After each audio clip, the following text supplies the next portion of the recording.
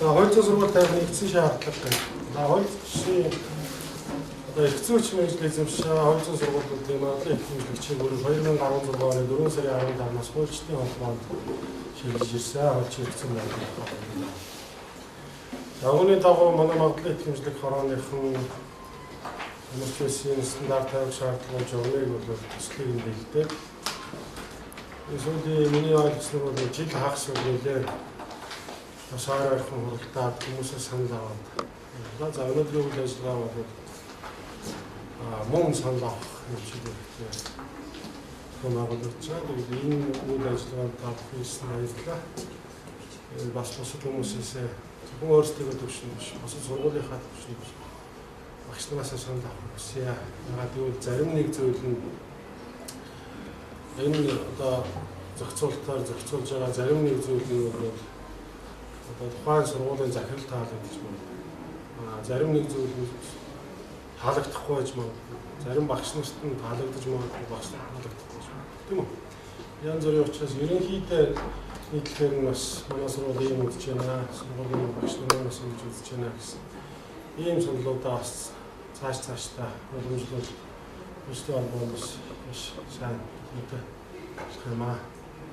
Бидний зорилго бол өсөлт албан ямар нэгэн байгууллага хяхаж авчих байгаа зүйл биш. Бид өөрсдөө нийтлэг журмаараа нийтлэг зорилгоороо хүний эрх хэмжээлийг хамгаалах энэ тогтолцоог одоо бий болгох энэ үйл ажиллагаанд чиглэгдсэн юм аа.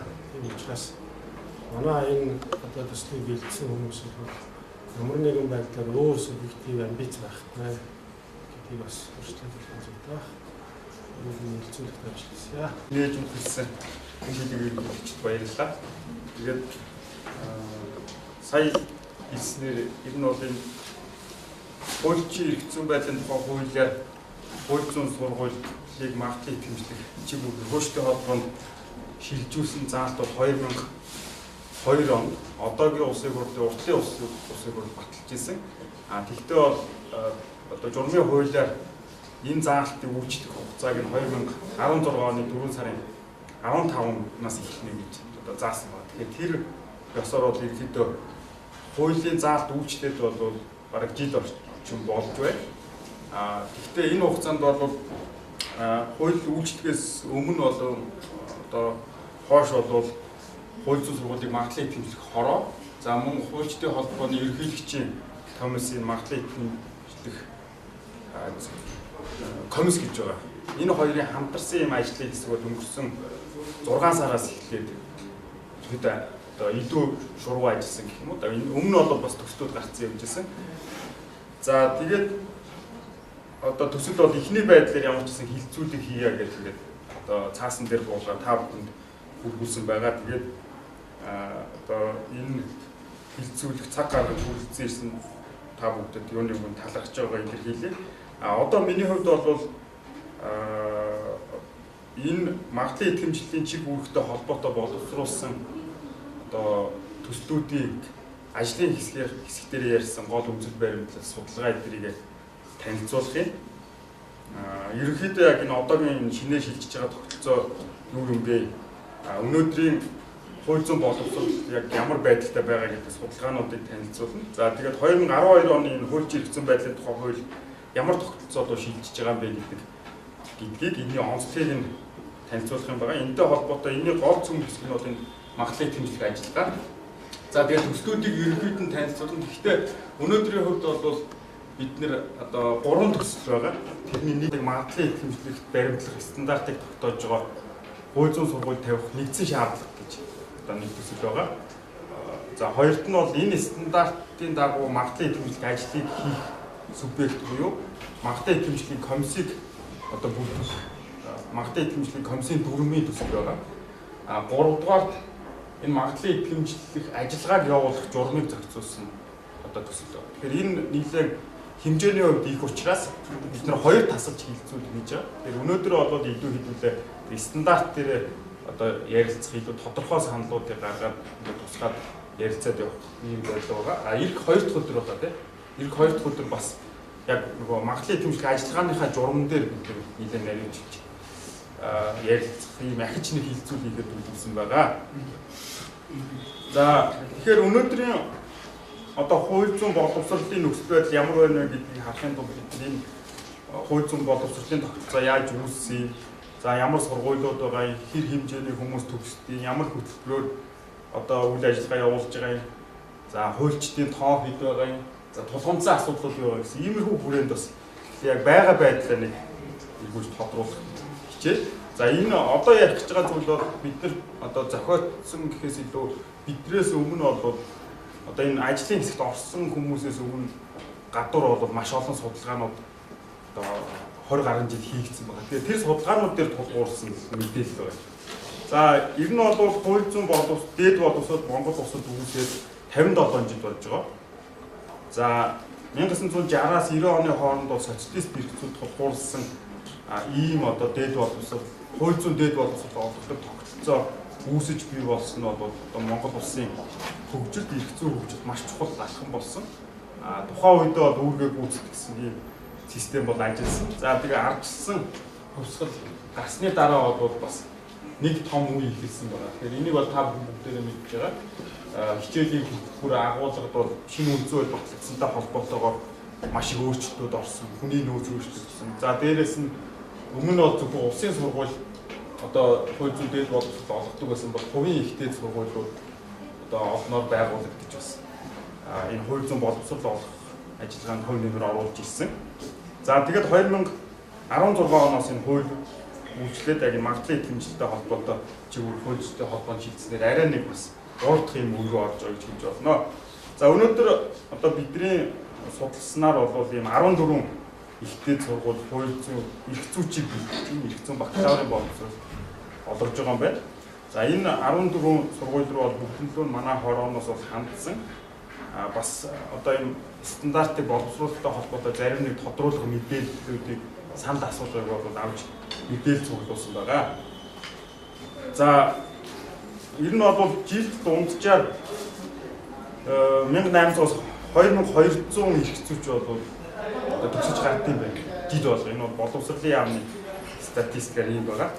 За хуульчдын тоо бол 2016 оны 4 сарын байдлаар 5415 юм байна. Тэгэхээр 100 мянган хүнд бол 160 орчим хуульч бол ноогдож байгаа юм байна гэж. За ерөнхийдөө нэг хоёр төрлийн нэг одоо асуудал гарч ирж байгаа. Нэг нь юу вэ гэхээр за маш олон мянган эрх зүйчэнд бол ингээ байнга бэлтгэж байгаа. За тэгээд хуульчийн шалгалтын статистикийг бид нэг ингээд харж байгаа. Тэгвэл сүүлийн 3 удаагийн статистик харахад одоо 2014, 15, 16 оныг харахад бол хуульчийн шалгалтыг өгж байгаа хүмүүс бол одоо 14 он 1506 байсан. Эндээс 312 тэнцсэн байгаа 20 орчим хувь. За 15 онд 1278 хүн өгснөөс 364 буюу 28% тэнцсэн. За өнгөрсөн жилийн хугацаанд одоо бас л 1368 хүн өгсөн бол 82 буюу 5.6% тэнцсэн байна. За тэгэхээр энэ бол юуг харуулж байна вэ гэхээр одоо яг одоогийн боловсролын тогтолцоо хуульчдыг бэлтгэх зорилготой мөн үгүй юу? Бэлтгэж чадж гин үгүй гэдэгт бас бид нэр ингэж харах. Үнэхээр хуульчийг бэлтгэх зорилготой юм бол энэ дээр нэг ингэж анхаарах шаардлагыг бол энэ статистик харуулдаг. За тэгэхээр яг нарийн үгийг хэдүүлээ эргээд ярилцъя. За хоёрдугаарт бол ингээд хууль зүйн сургуулийн төгсөгчдийн мэдлэг ур чадварыг шалгасан маш олон юм хөндлөгийн байгууллагуудын судалгаа бол хийгдсэн. Тэгэхээр эндээс би хоёрхан судалгааг та бүхэн мэдж байгаа байх та. Тэгэхээр эргээд нэг хэдүүлээ харъя.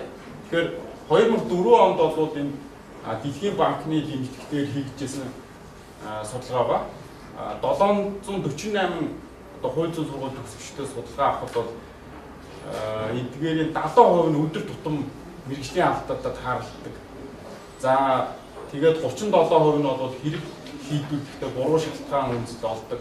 За 34% нь шаардлагатай туршлага шууддаг. За хуулийг хэрэглэх чадвар дутмаг гэж байгаа нь 26%. За энэ нь эрх зүйн боловсролыг өөрчлөх хэрэгтэй гэж үзэж байгаа 70% гэсэн. Иймэрхүү бол одоо судалгаа 13-4 жилийн өмнө хийгдчихсэн. За тэгээд ер нь бол энэ нэг зүйлийг онцолж хэлэхэд 92 онд үндсэн үед батлснаас хойш бол энэ хууль зүйн боловсролын шинжилгээтэй холбоотой маш олон арга хэмжээнүүд бол авдаж явагдсан. Энийг бас дурдхан зүйтэй. Сургуулиудад өөр өөрсдийн санаачлагаараа хийжсэн. За Дэлхийн банкны дэмжлэгтэйгээр за одоо хөтөлбөрийн шинжилэл бол 2000-ад онд явагдсан. Гарын авалгуудыг гаргасан, багш нарт бас сургалт явуулсан. За нээлттэй нэг форум бас одоо хууль зүйн клиникийн сургуулиуд бий болгоход маш их дэмжлэг үзүүлсэн. Гэх мэтлийн ийм ажлууд бол хийгдчихсэн. Тэгэхээр 2004 оноос бас хойш бол саяын дурдсан ажлууд бас нэлээд нь хийгдэж байсан байна. За тэгээд энэ нөхцөл байдал өөрчлөгдсөн үү гэхээр бол тодорхой ахис дэвшил гарсан байх. Гэхдээ 13 онд одоо хууль зүйн үндэсний хүрээлэнгээс энэ залуу хуульчдын мэдлэг ур чадвар ямар байгаа юм бэ гэдэг дээр судалгаа хийсэн. За энэ дээр 151 хүн одоо хуулийн удирдах ажилтнууд жишээлбэл прокурор, өмгөөлөгч, шүүгчтэй хуулийн хамын одоо хилцээний дарагч гэдэг юм уу иймэрхүү одоо удирдах 150 ажилтнаас өөрийнх нь удирдлагаар ажилладаг залуу хуульчид мэдлэг ур чадвар ямар вэ гэдгийг 10 багцаар асуухад бол 37% нь сайн, 62% нь бол дунд буй түүнээс доош гэсэн юм доогуур үнэхээр өгсөн байна. За 294 залуу хуульчдаас өөрсдөөс нь одоо ур чадвар нь ямар вэ гэдгийг асуухад бол 54.3% нь дунд түүнээс доогуур гэж өөрсдөө хариулсан байна. Хуульч болцсон хүмүүсийн хувьд тийм. За тэгвэл хуульч болох ч байгаа оюутнуудын хувьд харахад бол энэ бол ямар ур чадвар дутмаг вэ гэдэг ийм асуулт байна.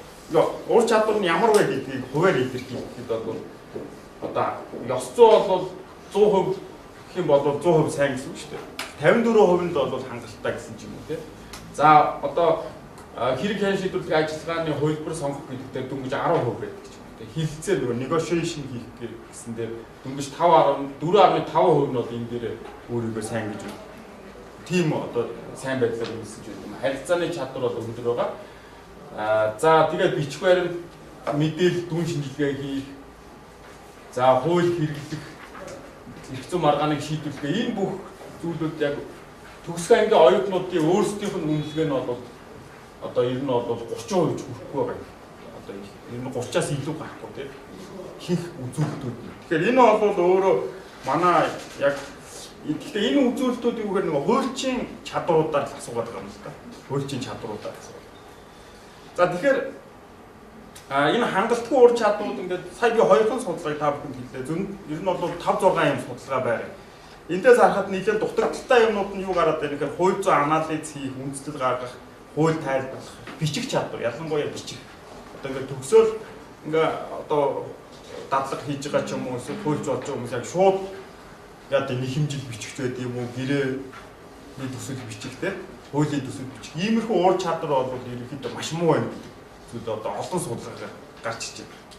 За тэгээ маргаан шийдвэрлэх хуулийг сонгох гэх мэтлэн ийм олон чадварууд бол сул байна. За хүний эрхийн ойлголт хэрэглээ бас таар байна гэсэн юм болж. Одоо хүний эрхийн үндэсний комиссоос бол өнгөрсөн жил нэг судалгаа хийж одоо хэмжсэн байж. Тэгэхээр энэ дээр бол бас хөдөлгөөний сайн ойлголт сул байна гэсэн юм байна. Тэгэхээр энэ нь юутай холбоотой үүсээд байна гэдгийг бол одоо манай ажлын хэсгийн зүгээс бол одоогийн одоо тогтолцоо буруу тогтолцоотой холбоотой юм гэж байна. За яагаад гэхээр төгсөгч бол жил болгон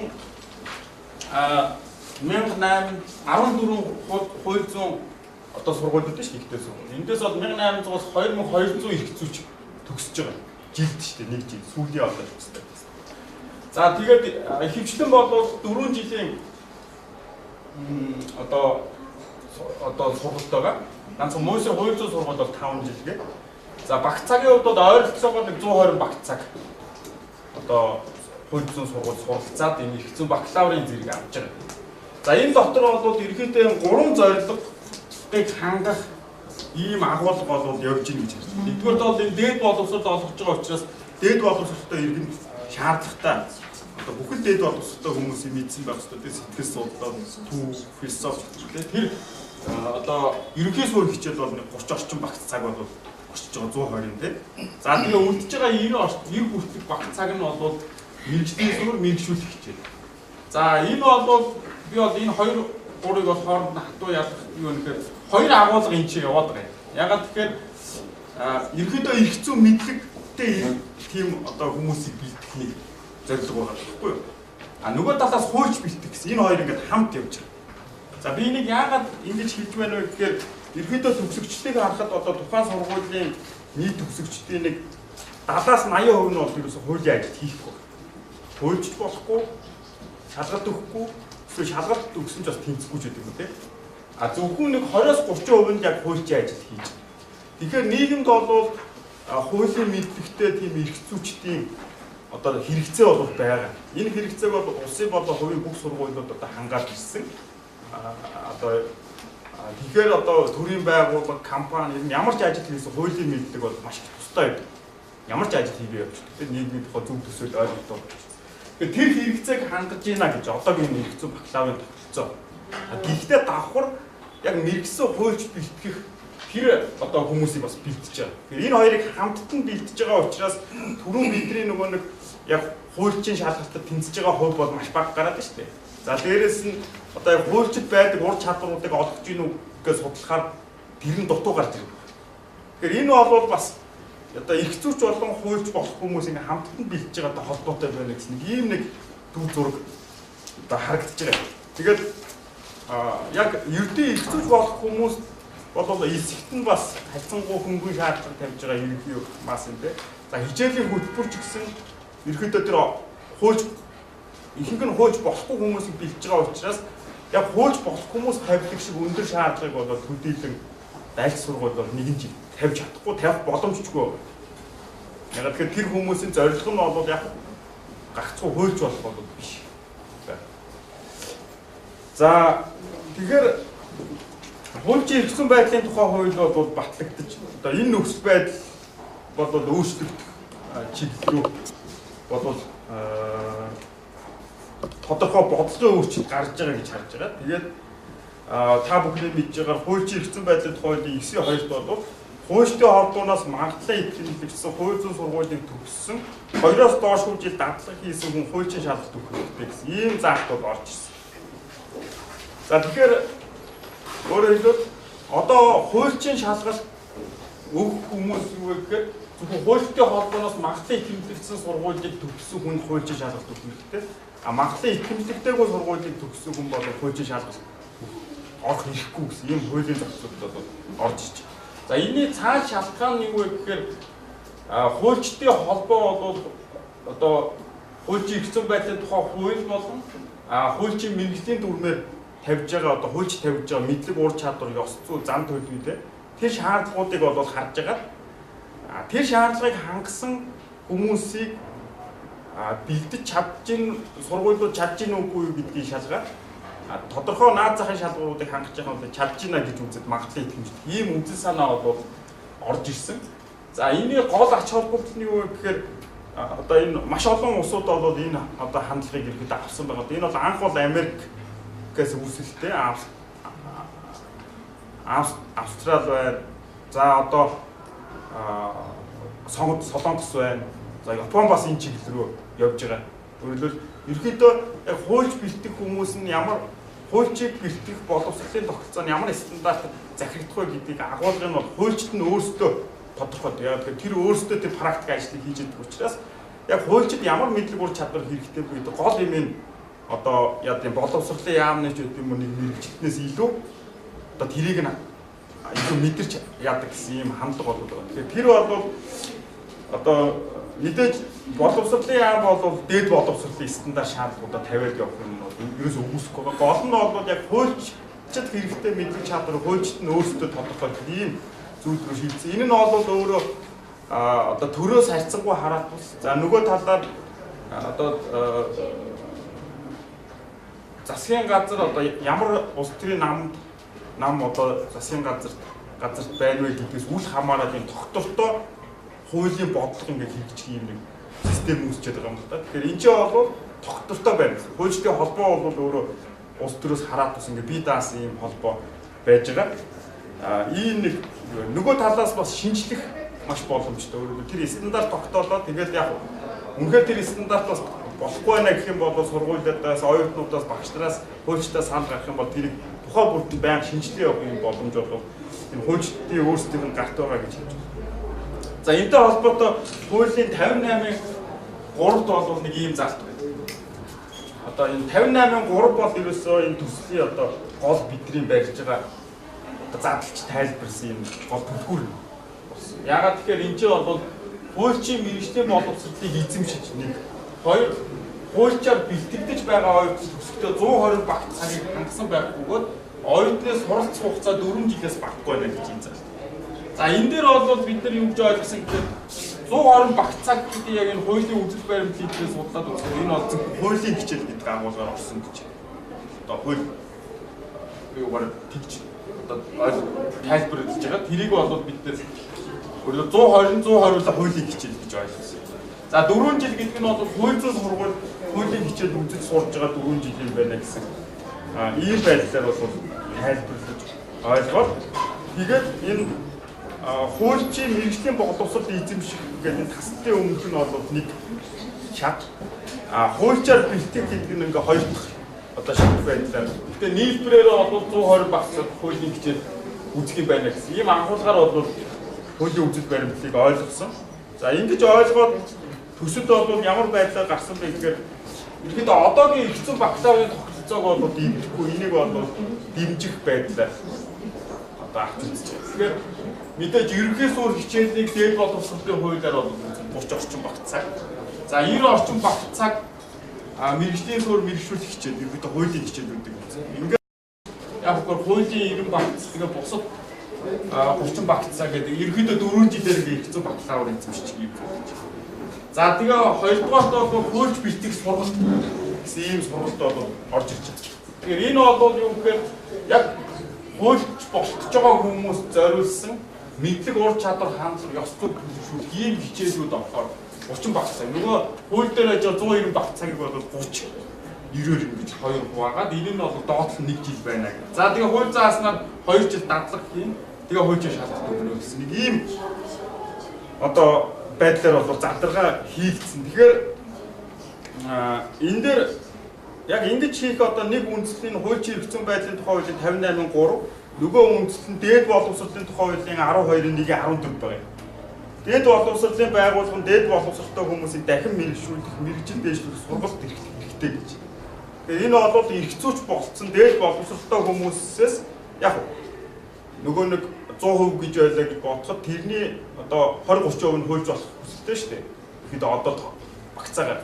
Тэгэхээр тэр хүмүүсийг одоо дахин мэргэжүүлэх шалгалттай амжилттай сайн хуульч болох нь дэмжих ийм болов сургалтыг эрхлэхийг бол ихтэй сургуулиуд дээд боловсролын хуулиар олгоцсон гэж. Тэгэхээр энийг бол хуульчийн эрх зүйн байдлын хуультай холбож ингэж одоо тайлбарлаж одоо төсөл бол бий болсон. За тэгэхээр хуульчдын холбоо бол энэ эрх зүйн бакалавр болон эрх зүйн бакалаврын энэ хуулийн мэдлэг олгож байгаа одоо энэ 90 багц цагтай холбоотой за мөн хуульчаар бэлтгэх сургалтын аль алин дээр бол магадлал итгэмжлэх ажиллагаа стандарт тавина энэ магадлал итгэмжлэлийг хийнэ гэсэн ийм төсөөлөл бол байгаа. За тэгээ одоогийн магадлал итгэмжлэлийн тогтолцоог бол та бүхэн дээр үзэж байгаа. Байгууллагын магадлал итгэмжлэлээс хөтөлбөрийн магадлал итгэмжлэлгээд хоёр хуваагддаг. Дээд боловсролын хуулиар. За тэгэхээр байгууллагын магадлал итгэмжлэл бол бүх байгууллага заавал одоо хийчих. Энэ бол одоо дээд боловсрол явуулах юм. За хөтөлбөрийнх нь бол одоо хүсвэл одоо сайн дурын шинжтэй тийм хүсэлт хөтөлбөрийн магадлалыг тэмдэглэж гэж байна. За энийг бол боловсролын магадлалыг тэмдэглэх үндэсний зөвлөлд за тэр одоо дүрм журмаараа хийчихнэ. За юуг байлж хийх вэ гэхээр сургалтын хөтөлбөрийн магадлалыг тэмдэглэлийн шалгуур шаардлага гэдэг 2015 онд шинжилсэн сүүлийн хувилбар байгаа. Яаж хийх вэ гэдгийг нь боловсролын магадлалыг тэмдэглэх үйл ажиллагааны журмаар ингэж хийчих. За тэгвэл энэний зэрэгцээгээр боловсролын хуультай яг зэрэгцсэн хууль, тусгаалсан хуулиар бол хуульчийн эрх зүйн байдлын тухай хуулийн Монгол баг анх удаа яг энэ тухайн мэргэжлийн одоо боловсрол дээр мэргэжлийн холбоо магадлалыг тэмдэглэхийн зохицуулт бол орж ирсэн. За тийм учраас энэтэй холбоотой хуульчийн эрх зүйн байдлын тухай хуулийн дагуу энэ төслүүд ингээд гараа явж байгаа. Өөрөлдвөл магадлалыг тэмдэглэх комисс бол энэ ажлыг хийн. За хороо бол хуулийн хэрэгжлийг хангах хуулийн үүрэгтэй учраас энэ дээр бас хяналт тавиа явуулчихна. За тэгээд хууль зүйн сургалт тавих нэгдсэн шаардлагыг бол хуульчтай холбоо батлна гэж байгаа. Энэний төсөл явж байна. За яаж хийх вэ гэдэг магадлалыг тэмдэглэх журам байдлаар ингэж. За манайх яг энэ хуульчтай холбоо магадлалыг тэмдэглэх бусад орны туршлага бол бас л ийм байж байгаа. Энэ ингэ зэрэгцээд явж идэг. Ийм байгаа. Тэгээд аль Энэ бол хөтөлбөрийн магадлал итгэмжлэг баггүй одоо энэ хөөчтийн холбооны магадлал итгэмжлэг юм байна. За тэгээд тийм нөгөө талаас сайн дурын шинжтэй. Гэхдээ бол сургууль бол өөрийнхөө одоо төгсөгчдийг хуульчин шалгалт өгөх эрхтэй байлгаа гэж юу энэ магадлал итгэмжлэг хийх. Тэгэх шаардлагагүй одоо нийгмийн тэр хэрэгцээ байгаа эрх зүйчдийг бэлдээд энүүгээр явна гэх юм бол бас магадлал итгэмжлэхгүй байх боломжтой. Ийм тохиолдол байна. За энэний давуу тал нь юу вэ гэхээр бид нар бол одоо хөгжөөд ирсэн их зүүн бакалаврын энэ тогтолцоогоо ерөнхийдөө эвдэхгүй яг хадгалж байгаа. За нийгэмд бол эрх зүйчдийн хэрэгцээ байгаа. Хуульчдын хуульчдаас гадна яг үгүй ерөнхийдөө эрх зүйн мэдлэгтэй хүмүүс бол нийгэмд асар их хэрэгтэй байна. Бид нар хууль дээр эрх зүй төртөө бус учраас бол маш чухал. Тэгэхээр энийг бол энэ хэрэгцээг хангах энэ тогтолцоо хэвээрээ үлдэж байна. Тэгээд энэ эрх зүйчээр бэлдэг одоо төгссөн хүмүүс дотроос яг мэргэжлийн хуульч болё гэх юм бол яг илүү нарийсгсан хөтөлбөрөөр 1 жилийн хугацаанд илүү ачаалалтайгаар яг бас арай жоох өндөр босгохдоо одоо эрх зүйн бакалавр төгсөхдөө бид нар бол 3.2 гэж байгаа л 3.1 гэдэг 2 гэж байгаа тийм. За босгохдоо дээрээс нь бас энэ дээр нэмэлт шалгуураа тавьж болно. Тэгээ бэлдэх одоо яг эрх зүйн бакалаврын хөтөлбөрт орж байгаа хүмүүс энийг 20-30% зориулсан тусгаалсан хөтөлбөр байх. Энийн давуу тал нь юу вэ гэхээр энэ хоёр хамт байхаар нөгөө хуульч сайн хуульчийн одоо мэдлэг ур чадварыг олох өндөр стандартыг биелүүлэх боломжгүй болчиход байгаа юм. Нэгдүгээр олон тоотоо, хоёрдугаар төвшин болвол яг үгээр одоо эрдэнэ эрх зүйч зоригдож байгаа учраас тийм өндөр байх ачааллыг бол даах боломж байхгүй. За тэгээ олон улсын чиг хандлага энэ ч одоо ерөөдөө ийм байгаа. Өөрөөр хэлбэл олон бид нар маш олон улсуудыг судалж үзсэн л дээ. Энэ дээр их газрын улсаас гэх юм Герман Байерны их сургуулийн бүх хөтөлбөрийн тэрийг авч үзсэн. Энэ сургуулийг төгссөн одоо манай багш нараас дамжуулаад авсан. Тэгэхээр та бүхэн мэдээ Германд бол улсын 1-2 дугаар шалгалт өгөөд явдаг. Нэгдүгээр шалгалтыг өгж байгаа бол ерөнхийдөө яг нь Германы нэг онцлог бол хуулийн сургуульд орохдоо хуульч болно гэсэн зорилготой хүн ихэнх нь ордог гэж байна. Манайхаас ялгаатай. Манайх бол Германаас ялгаатай орохдоо бол яг хуульч болно гэсэн хүмүүс бол яг тэрийг бас сайн мэдгүй эсвэл яг тийм тодорхой зорилготой биш байдаг нэг онцлог ялгаа. Гэхдээ Германд бол яг хуульч болох хүмүүсийг нэгдүгээр шалгалт өгсөний дараа дахиж хоёрдугаар шалгалт хүртэх хугацаанд бол илүү яг хуульчийн чадварыг нь олох юм тогтолцоо байгаа гэж харж байгаа. Өөр дадлагын байдлаа тий. Хууль зүйн яамнаас нь мөнгө гаргаад яг тодорхой байгууллагуудаар ингээ хугацаатаа дадлага хийх замаар тодорхой хүмүүсийн удирдлагаар хуульчийн чадварыг олох. Манайх бол энэ тогтолцоог аваагүй. Авах боломж бас хязгаарлагдмал. Яг одоо Германтай яг адилхныг авах боломжгүй. Гэхдээ Германы нэг бидний ойлгож авч байгаа зүйл юу вэ гэхээр ямар ч байсан хуульч болох ч хүмүүс тусгайлан дадлага хийж хоёрдугаар шалгалтыг өгөх ёстой юм байна гэдэг нэг одоо онцлог байгаа тийм. За Америк бол одоо бид хүн мэдж байгаа. Яг эрх зүйдээр бакалавртаа бол эрх зүй үздэг ангиуд байдаг одоо criminal justice гэдэг юм уу тийм. За гэхдээ ерөнхийдөө хуульчийг бэлддэг тогтцоо нь бол нөгөө бакалавртаа хүмүүсийг авдаг тийм. Яг хуульч болох зорилготой хүмүүсийг. Тэгээ 3 жилийн юм сургалт явдаг байгаа. За манайхтай хамгийн одоо төстэй улсууд гэдэг юм бол одоо Япон, Солонгос хоёр болчиход байгаа байхгүй юу? Япон, Солонгос хоёрт нь эрх зүйн бакалаврын юм одоо тогтолцоо үүсэж ирсэн 2000 он гартал. За энэ дээрээ бол Япон, Солонгост ерөөсөө эрх зүйн бакалаврт орохдоо хуульч болох хүмүүс нь ороод хуульч болохгүй хүмүүс нь очиж байгаа байхгүй юу? Жишээлбэл би өөрөө Нагогийн их сургууль сурч ирсэн. Нагогийн их сургуульд ингээд бакалавр төгссөн хүүхдүүд нь төгсчөөд банк маркет ажиллаа явчих. Инженерийн компани ороод эсвэл төрийн байгууллагад ороод ч юм. Яг манайхтай нийлэн төстэй. Тим явж ирсэн байгаа. За тэгээд Япон, Солонгос хоёр аль нь бол юу вэ гэхээр яг өөрсдийн шалтгаан нь бол өөр боловч хуульч бэлддэг тогтолцоогоо энэ эрх зүйч бэлддэг тогтолцооноос салгасан байгаа байхгүй юу? Япон бол юу вэ гэхээр эрх зүйн бакалавр төгсөн. Дээрээс нь law school гэж тусдаа хуульч бэлддэг сургууль байгуулаад 3 жилийн сургууль байгуулаад тэгээд эрх зүйн бакалавртай хүмүүс орох юм бол 2 жил сурна. Өөр жилийн бакалавртай хүн орох юм бол 3 жил сурна гэсэн нэг юм. Энэний дараа солонгосчууд болоод яасан гэхээр энэтэй төстэй тогтолцоо бий болсон. Тэгвэл заавал эрх зүйн бакалавр сур. Тэгээд тэр law school сур гэсэн ийм шаардлага тавьж байгаа. Японоос ялгаатай. Гэтэ ямар ч байсан эрх зүйч хуульч хоёроо ингээд ялгарчиж байгаа бас нэг юм хандлага байна. Тэгээд гих мэтлэн улсуудыг бол бид нэр одоо судалж үзсэн Англиг харсан. Англи бол манай яг энэ төсөлтөд нэлээд төстэй юм билээ. 4 жилийн эрх зүйн бакалавр яваад 1 жилийн илүү практик одоо ур чадвар олгох тийм практик хуульчдыг төлөвлөгөө оролцуулсан юм сургалтад сургаад тэгээд цаашаа яг нэг хуульчийн эрхээ авахын боломжийг олгох юм.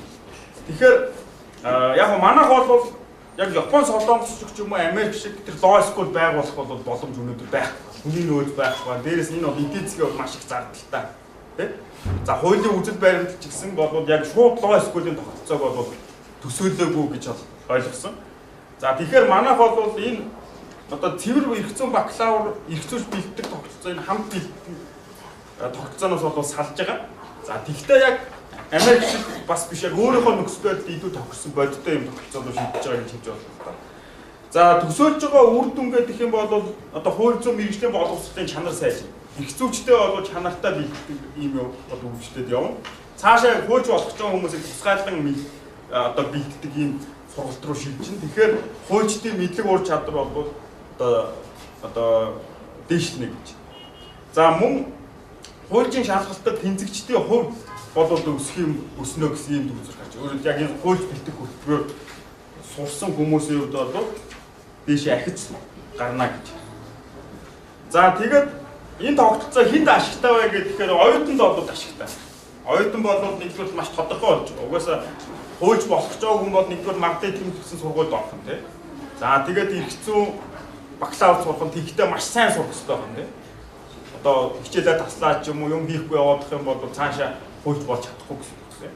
За эрх зүйн бакалавртаа сурчаад өндөр оноотой бусад шалгуурыг хангах юм бол хуульч бэлтгэх сургалт руу авах юм байна гэсэн. Энэ нь бол маш тодорхой болох юм нэг оюутан яг хуульч болохыг хүсэж байгаа хүмүүс нь яг тэр хэрэгцээндээ тохирсон мэдлэг ур чадварыг хууль зүйн сургууль дээр сурж авах юм боломж бүтэх юм аа гэж. За хоёрдугаар бол хуульч мэргэжилд бол энэ бол тусдаа илүү мэдлэг ур чадвартай хуульчид шинээр одоо төрөн гарна гэсэн ийм зүйлийг харж. За гуравдугаар олон нийт тийм мэдлэг ур чадвартай хуульчид бий болсноор яг үгээр маш сайн хууль зүйн зөвлөгөө өмгөөллийн үйлчлэг аавна. Прокурорууд илүү мэрэгсэн тийм хүмүүс бэлтгэж гарах хөнөмөр оруулах шүүгчид яг мэдлэг ур чадвартай болно гэсэн. Ийм одоо зүйл харагдаж байгаа.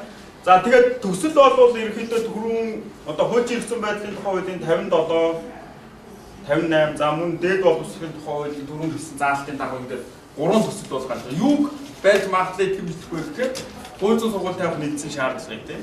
За хоёрдугаар хин хийх вэ гэхээр комисс хийн хорооны хяналт бол. Тэгээ яаж хийх вэ гэхээр процедурын журам нь бол энэ магадлал тэмдэглэх журмаар явж байгаа. За тэгээд энэ 3 төсөл бий болох бол хуулийн зохицуулалтаа бол хуулийн эрх зүйн байдлын тухай хуулиар тусгаасан хуулиар бид нэг номерт барьсан. За мэдээж дээд боловсролын тухай хууль боловсролын тухай хуулиар бол харгалзаад явж байна. За одоо магадлал итгэмжлэлийн энэ нэг хууль зүйн сургуультай нэгдсэн шаардлага гэсэн төслөө яг юун дээр тулгуурж боловсруулсан бэ гэхээр нэгдүгээр бол магадлал итгэмжлэлийн стандарт бол өөрөө анх гарч ирэхдээ тоогоор хэмждэг юм нэлээд төлөв байсан юм байна. Одоо метрик квадрат ч гэдэг юм уу, оюутны тооч гэдэг юм тийм. А гэхдээ сүүлийн үеийн хандлага бол илүү чанараар нь яг тэр сургуулийн бүтээгдэхүүн болж гарч байгаа оюутнууд ямар мэдлэг ур чадвартай хандлагатай болж байгаа үр дүнгээр нь чанараар нь илүү үнэлдэг юм руу бол явж байгаа. Гэхдээ одоо манай Монголын тэр боловсролын магадлалыг тэмдэглэх зөвлөлийн стандарт дээр бол энэ хоёрын яг дундуур явж байгаа. Аль альнийхэн шинж агуулгадаад явж байгаа. Тэгэхээр бид нар бас энэ төсөл дээр бол аль альнийхэн шинжийг багтаасан. За одоо жишээлх юм бол багш гэх юм бол одоо яа гэдэг чанарын шаардлагуудыг тавьсан байж байгаа. Багшийн тоог бол тодорхойлоход ийм юмнуудыг харгалзаж багшийн тоог тодорхойлсон. Гэхдээ бол доод нь нийт багш нарын 75% үндэсэн багш байна гэдэг юм бас тоонууд тавьж өгч байгаа. Гэхдээ энэ 75% бол 2007 оны нөгөө хууль зүйн бакалаврын боловсролын стандарт дээр байж байгааг ерөөхдөө уламжилж авсан. Гэх мэт энэ хоёрыг хослуулаад явж байгаа юм байна. За тэгээд төгсөгчдөд уулзж байгаа асуудлууд нөгөө нэг хуулийн шаардлагатад тэнцэхгүй байгаа маш доогуур тэнцэж штэ. Өнгөрсөн жил бол дөнгөж 6% болсон тийм. За тэр дутагдж байгаа мэдлэг ур чадруудыг олгохын тулд бол энэ стандарт бол гарч ирж байна. Илүү яг тэр чадруудыг олгоход чиглэгдсэн ямар хичээлүүд байх вэ, ямар орчин байх вэ, ямар багш байх вэ гэдгийг нэлээд тодруулж өгсөн байгаа. За дээрэс нь эрх зүйн бакалаврын боловсролын стандарт 2007 оны энэ стандарт байгаа. Энийг бол ерөнхийдөө нэлээд харсан.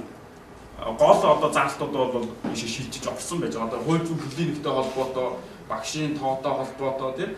За ялангуяа их зүйн бакалаврын агуулга бол ерөнхийдөө зорилго гэдэг энийг уламжлагдаад явж байгаа гэсэн. Одоо хэрэгжиж байгаа стандарт тийм.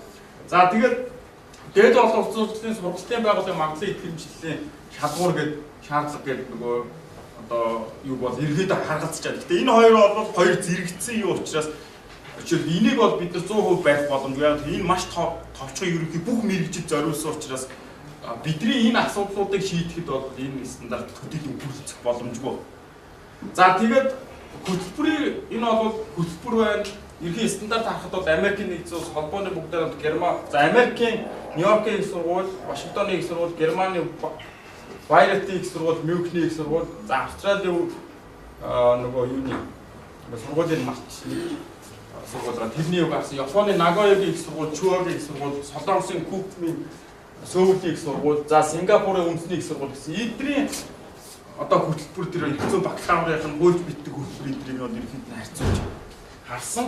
За тэгээ пост коммунист улсуудад бас манайхтай адилхан асуудал тулгарч байгаа. Ерөнхийдөө маш олон тооны их зүйчд бэлддэг, олон тооны бас сургуулиуд байж байгаа. Тэгэхээр эднийг цэгцлэх, илүү чанартай болгох одоо нийгмийн хэрэгцээг, за хуульч мэргэжлийн шаардлагыг хангах, их зүй төрийг төлөвшүүлэхэд хувь нэмэр оруулахад бол бас их зүйн боловсрол шинжилгээ хийх ёстой гэсэн судалгаанууд байлаа. Тэгэхээр тэрний нэг том судалгаа юу хийсэн гэхээр тэр мэргэжлийн холбооны энэ магадлалын тэмцээн стандартаар тогтоох энэ чиглэл рүү явах зүйтэй гэсэн зөв төмжтэй судалгаас байгаа. Тэднийг харсан. За тэгээд хууль зүйн сургууль тавигдах нэгдсэн шаардлагад юу багтахгүй гэдгийг болвол энэ хуульчийн их зүйн байдлын тухай хуулийн 58 дугаар зүйл дээр заасан. Дээд боловсролын хууль байж байгаа шаардлагыг хангана. Энээс гадна хуульчдын холбооноос тогтоосон шаардлагыг сургууль хангана гэж. За тэр шаардлагад нь дөрвөн төрлийн стандарт байна гэдэг хуулийн 58-2 заагдсан. Хөтөлбөрийн стандарт багшлах бүрэлдэхүүн, орчны, оюутны заавал эзэмших мэдлэг ур чадвар юм. За энэ дөрвийг бол бид нэр тус бүрт нь одоо зардалсан байгаа. Энийг та бүхэн төслөөс харсан баг. Тэгэхээр ерөөсөө энэ хууль зүйн, эрх зүйн бакалавр болон энэ хуульч бэлтгэх хөтөлбөрийн аль алийнхын зорилго, хамтын зорилго нь гэхээр хуульчийн мэргэжлийн шалгалтад тэнцэж хуульчдын холбоонд гишүүнээр хийсэх хүмүүсийг бэлтгэх зорилготой байхгүй. Одоо яг эцсийн энэ хоёр шатыг дамжсны дараа. За дээрээс нь хуульч болцсныхоо дараа мэргэжлээрээ ажиллах мэдлэг ур чадвар хандлагатай өндөр ёслолтой болсон ийм хүмүүсийг бэлтгэх ийм зорилго илүү тодорхой фокус ийм болчих. За тэгээ энэ дээр зориулсан их зүйн бакалаврын төвшөндөө ерөнхийн ямар мэдлэг ур чадварууд байх юм гэдгийг бол бид нар тодорхойлсон. Тэгвэл 2007 оны стандартаа ерөнхийдөө барьж байгаа. За тэгээд голчин шинээр орж байгаа энэ хуульч бэлтгэх сургалтын үр дүнд мэдлэг ур чадвар гэдэг. За энэний дотроо бол ингээд явж байгаа. За хөтөлбөрийн стандарт гэх юм бол ингээд бакалаврын одоо сургалтын хөтөлбөрийн стандарт, за хуульч бэлтгэх хөтөлбөрийн стандарт, за энэ ч туршлага хичээл гэж бол маш чухал зүйлүүд орж иж байгаа юм да. Яг тэр түрүүнд манай төгсөгчдийн дутагтаад байгаа зүйлүүдийг нь туршлага хичээлээр л одоо ерөнхийдөө олгож байгаа. Энэ нь бол дотроо хоёр төрөлтэй болчихж байгаа. Нэг нь бол хууль зүйн гэхийг бид нар харьцахгүй юм жаа. Яг бодиттой үйлчлүүлэгчтэй харьцаж зөвлөө өгөх замаар тэр хуульчийн ур чадвараа хөгжүүлдэг. Энэ нь бол нэг хэсэг. Дөөрөд бид simulation course гэдэг юм байна. Энэ бол одоо Япон солонгосч хэрэгжиж байгаа одоо би нэг тийм хичээл бас сонгосон. Өөрөөр хэлбэл манай сургуулиуд дээр бас хэрэгжүүлээд ирсэн байна ш. Тодорхой хийсвэр кейс өгөөд тэрэн дээр одоо жишээлбэл нэг яа хоёр компани кейс өгөөд яг үгээр хоорондын гэрээнийхэн төслийг хоёр хуульчийн баг болж байгаа хилцээр хийж байгаа төслөө гаргаж ирж байгаа юм уу те. За эсвэл арбитрийн нэг кейс өгөөд тэрүүгээр арбитри яг тэр нөгөө процедураар бүх шатаар нь ажиллагаа хийгээд хурдтай хийлэхтэй яг тэр нь гэхдээ клиникээс ялгаатай юм те бодиттой биш кейс. Гэхдээ яг бодиттой кейсээс хийсвэрлж авсан байж байгаа те. За эсвэл одоо яа гэдэг одоо цагдаа ойлтой холбоотой зүйл юм уу мөрдөн шалгах ажиллагаатай холбоотой тийм тодорхой тийм кейсүүд өгөөд тэрэн дээр ажиллагаа хийх байдлаар энийг бол бид нар одоо simulation course гэдэг дөөрөд хичээл гэдэг байдлаар одоо яваад байгаа. За тэгээд гих мэтлээ энэ клиникийн стандартыг бол мэдээ нарийвчсан. Тэгээд 7 оны стандартаас бол авсан байж. За хөтөлбөрийн стандарт бол ингээд ер нь бол хуульч бэлтгэх сургалтын хөтөлбөр за календар гээд за оюутны мэдлэг ур чадварыг дүгнэх за дүүн за хуульчийн шалгалтад тэнцсэн байдлыг үнэлэх иймэрхүү зүйлүүд бол орж ирсэн. За 3 дугаарт бол багшлах бүрэлдэхүүний стандарт юм 5 хэсгээс бүрдэж байгаа. Багшийн тавигдах шаардлага, үндсэн багшийн оронтой, багшийн үүрэг, үндсэн багшийн үүрэг гэдээ бас тусгайлаа тийм мэргэжлийн орчин гэсэн.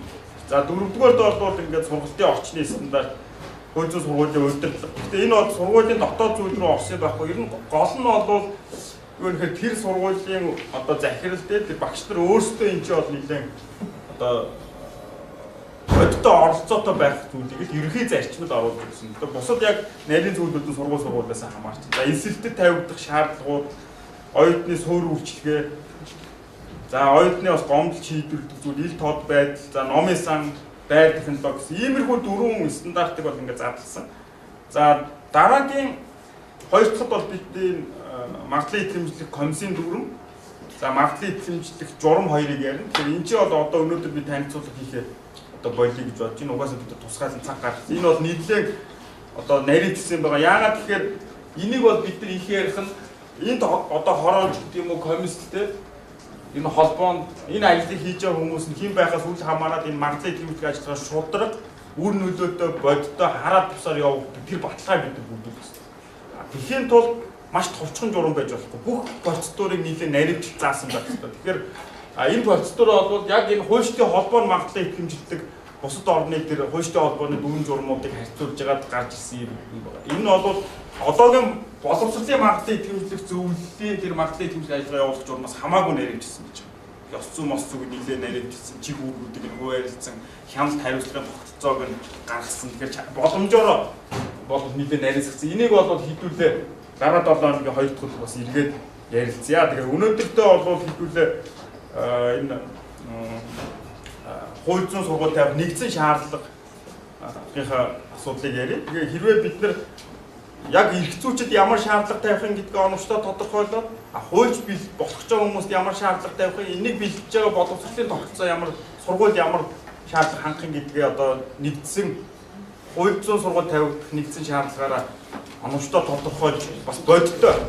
Тэгээ энэ ч бас бодиттой биш зүйлүүд дээр бол бид нар бас ярих боломжтой. Хөрсөндөө буусан тэгтээ одоогийн байдлаа яг адилхан байж болно шүү дээ. Яг урагшаа түлхсэн тийм одоо сургуулиуд зорилгоо хангахын тулд бас тодорхой өөрчлөлт бол хийх бодиттой тийм шаардлагыг тавьсан стандартаа гаргаад энийг хараа тусаар үр нөлөөтэй шударгаар одоо магадлалын тэмцээн явах юм бол ер нь Монголын хууль зүйн боловсролын тогтолцоо сайжрах мэдлэг чадвар ёс зүйтэй хуульчид төрөн бий болно.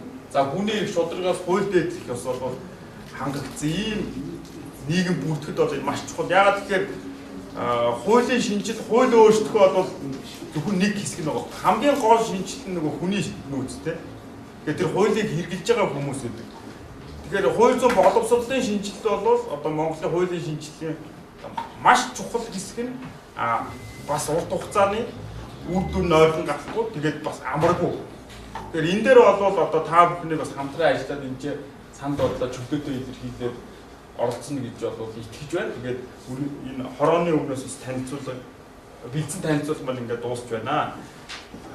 Тэгэхээр эхний хэдүүлээ хэлцүүлгээ ихлээр асуулт хариулт байдлаар явъя. Тэгж байгаа сүүлдээ яг тодорхой саналууд руу орох уу? Тийм саналтай байна. Ерөнхий утга санааг нь бол маш сайн ойлгож байгаа.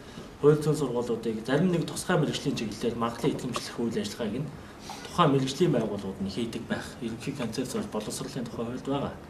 Тэгээд ялангуяа хөтөлбөрийн магадлалын итгэмжлэх хийхийг одоо жишээлбэл тухайн мэргэжлийн холбоодоос бүрдсэн ийм баг зохион байгуулж болно гэдэг санааг бол боловсролын тухай хуульд оруулсан.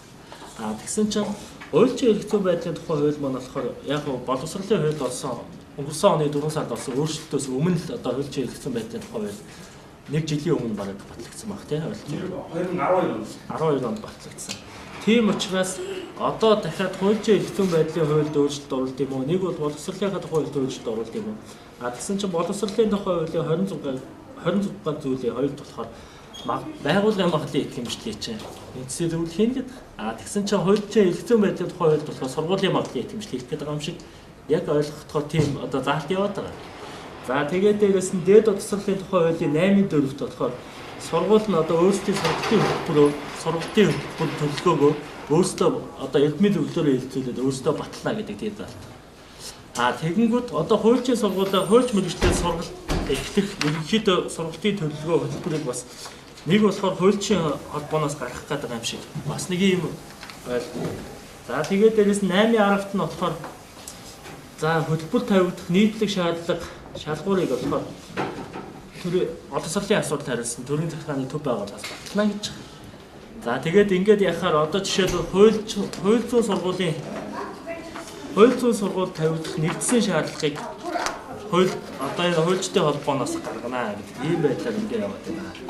За тэгээд дахиад ингээд ярих юм бол 26 боловсролын тухай хуулийн 26 зүйлийн 6-ад болохоор боловсролын мангалтын итгэмж үндэсний зөвлөлөөс одоо мангалтын итгэмжлийн шалгуур болон журмыг батлана гэсэн бас нэг юм залтах. Тэгээд нэлээд олон залтууд ингээд хоорондоо зөрчилтэй хууль зүйн эрх зүйн байдлын тухай хууль нь боловсролынхаа тухай хууль, дээд боловсролынхаа тухай хуультай ингээд зөрчилтэй. Үүнээс болоод хуульчдын холбооны одоо энэ хэрэгжүүлж байгаа үйл ажиллагаа болохоор ерөнхийдөө зарим нэг яамны чиг гүүргийг хэрэгжүүлэх гэдэг юм шиг, боловсролын яамны зарим чиг гүүргийг хэрэгжүүлэх гэдэг юм шиг, сургуулийн бас зарим эрх мэдлийн асуудыг бас хэрэгжүүлэх гэдэг юм шиг, нэг болохоор хүмүүсийн эрх мэдлийн асуудал руу бас орох гэдэг юм шиг иймэрхүү нөхцөл байдал байна. Ерөнхий санааг нь бол би маш сайн ойлгож байгаа, маш сайн гэрч байгаа. Тэгээд одоо боловсролын мангалтын итгэмжлэх үндэсний зөвлөлөөс юу хийж яана гэхээр мангалтын итгэмжлэх байгууллагын дүрм гэдэг зүйлийг батлуулах гэдэг, засгийн газрын явуултаа батлуулах гэдэг ингэ явж байгаа. Тэгээд холбогдох яамдууд зарлаа аваад явж байгаа л да. Тэгээд энэ дүрм батлагдсанаар яах юм бэ гэхээр ерөөсөө монголчин одоогийн байдлаар бол мангалтын итгэмжлэх үйл ажиллагааг хэрэгжүүлж байгаа ганцхан байгууллага байгаа. Цаашид хөтөлбөрийн мангалтын итгэмжлэх үйл ажиллагааг хэрэгжүүлэх байгууллагуудыг шинээр гаргах, шинээр бий болгоход энэ дүрм батлагдсанаар эрх зүй орчин гэж үзүүлэх гээд байна.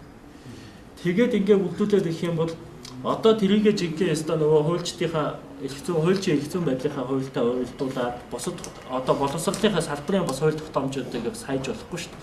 Тэгээд дээрэс нь энэ хуульч бэлтгэдэг сургуулиуд маань уулын хөтөлбөрийн мангалтын итгэмжлэлчин сайн дурын үндсэн дээр бас нэг заалт оруулсан мөртлөө хэрвээ танах энэ манай мангалтын итгэмжлэлд орохгүй бол танахаас төгсөн гасан мэргэжлүүдийг хуульчийн шалгалтанд оруулахгүй гэдэг чинь жоохон албадлагын шинж чанартай өчөлтөлт болчиход байгаа юм. Тэгэхээр энэ минь зүйлүүдээ бас нэлээд сайн ярилцж байгаа санал онлоо тусгаад аль болох ямар хөлбөрөөр явбал ер нь айгүй боломжтой энэ үндсэн санаагаа аваад цаашаа явж болох вэ гэдгийг хэдүүлээ сайхан ярилцсан дээр баха.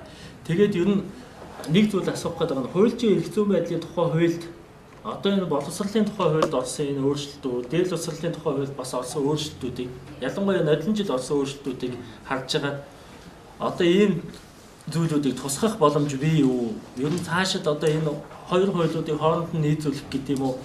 Ямар нэгэн байдлаар ингээд зарим нэг томьёоны зөрүүг нь хүртэл арилгах юм боломж байгаа юу? Хуульчдын холбоо энэ дээр одоо ямар ажил хийж байгаа вэ гэдэг л асуулт асуусан. Нэмэлт нодлон жилийн нэмэлт өөрчлөлтүүдийг бас харсан. Тэгээ энэ дээр бол бас боловсролын мангалтын итгэмжлэх зөвлөл дээр очиж 2 удаа бас уулзсан. Тэгээд яг нь эхний байдлаар юу ч гэсэн яг энэ хуульчийн эрх зүйн байдлын тухай хуулиар бол хуульчдын холбооны чиглэл шилжиж энэ хороонд төсөл боловсрол үүрэг ирсэн учраас энэ үүргээрээ төслийн үеж хэллэг нэг гаргаад тэгээд боловсролын мангалтын итгэмжлэх үндэсний зөвлөлтөөр бас ярилцъя гэж бол бид нэр ярьсан. За тэгээд энэ дээр бас нэг юм яхаарахгүй энэ дээр энэ хоёр төрлийн хуулиудын одоо яаж уялдах юм бэ гэдгийг бид нэр бас ярих шаардлагатай. Тэгээд энэ Монголын хуульчдын холбоо бол одоо жишээлбэл бусад нөгөө төрийн бус байгууллагуудаас зарчмын одоо маш том ялгаатай. Энэ бол одоо зөвхөн төрийн бус байгууллага биш байхгүй. Энэ юу вэ гэхээр төрд байсан чиг үүргүүдийг хуулиар шилжүүлж авсан нийтийн эрх зүй этгээд гэж явж байгаа. Энэ чиг үүрэг нийтийн арч сонирхлын төлөө хэрэгжиж байгаа. Энэ нийтийн арч сонирхлын төлөө хэрэгжих гол баталгаа нь бүх хуульчдыг заавал гишүүнтэй ишүүлж байгаа. Энүүгээр өөрөөр хуульчид энэ дээр хяналт тавиад үр нөлөөтэй хэрэгжүүлэх ийм одоо нэг хэцүү болоод байж байгаа. За тэгээд одоо бусад орнуудад бол яг ийм одоо механизмууд үйлчлээд байгаа. Одоо өмнөд Солонгос байна. Өмнөд Солонгосд бол бас Америкийн нэгдсэн улс байна тийм. Энд чинь бол юу вэ гэхээр одоо нөгөө дээд боловсролын стандартаараа мангалтын итгэмжлэлтэй тогтолцоонууд угаасаа байж байгаа. Одоо манад байдаг шиг байж байгаа. Зэрэгцээд яг энэ нөгөө хуульч бүх хуульчдыг нэгтгэсэн энэ холбоо нь бол юу гэхээр яг хуульч бэлтгэх тэр хөтөлбөртээр нь илүү одоо магадлал итгэмжил хийдэг.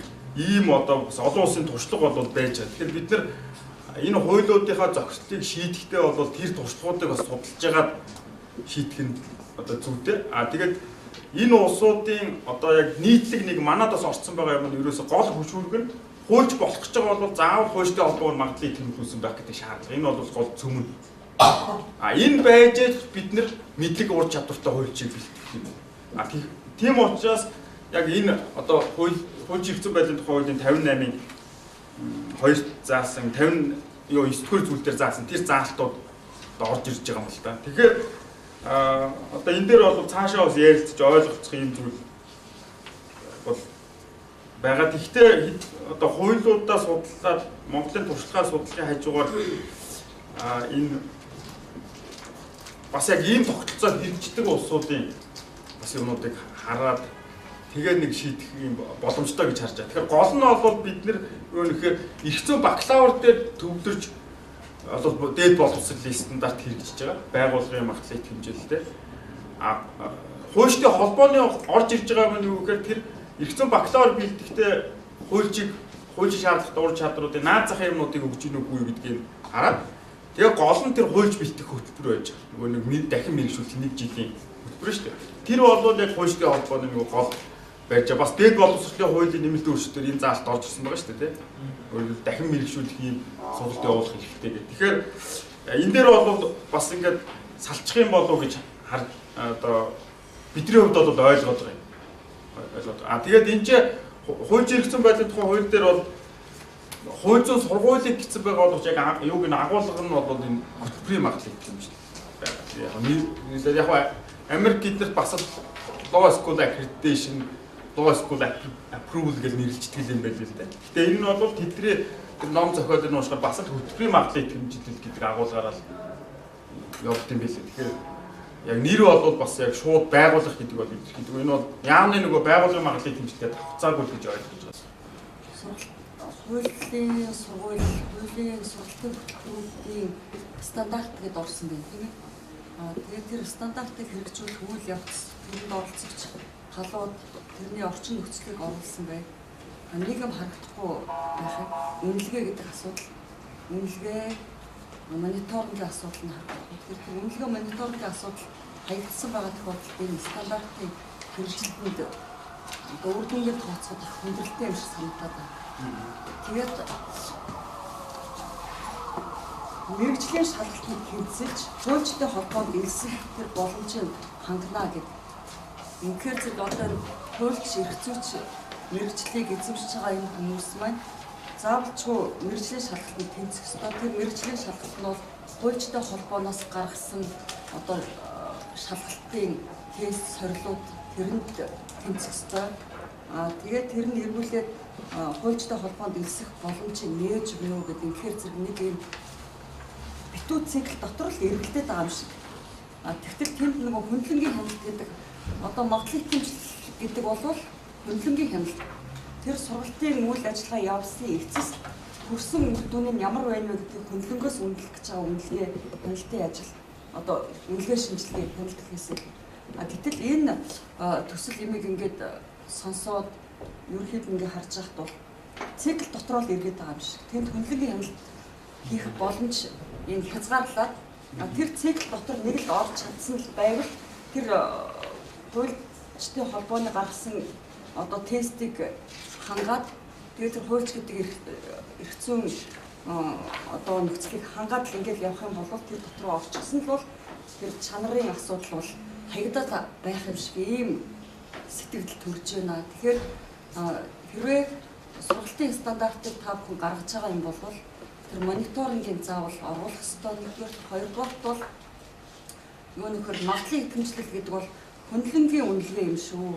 Өөртөө стандартаа гаргаад, өөртөө сургуулийн шаардлагыг тавиад, өөртөө сорилт тестээ боловсруулаад тэрүүгээрээ эргүүлж үнэлээд тэгчээд энийг одоо магадлалын итгэмжлэл гэж ингэж үзэх юм бол энэ эргүүлээд өөрсдөө боомжлох асуудал болох гэж ингэж бодож байна. Дээрээс нь мэрэгжлийн шалгалтанд тэнцсэн гэсэн нэг л өгүүлбэр их эвэлцээтэй харагдаад байна. Тэр мэрэгжлийн шалгалтын тохирц чанар, найдварт чанар энэ юмнуудад үнэлгээ хийсэн тэрийг үнэлэх тийм боломжт орчин нөхцлөө энэ стандарт дотроо тусгасан юм уу?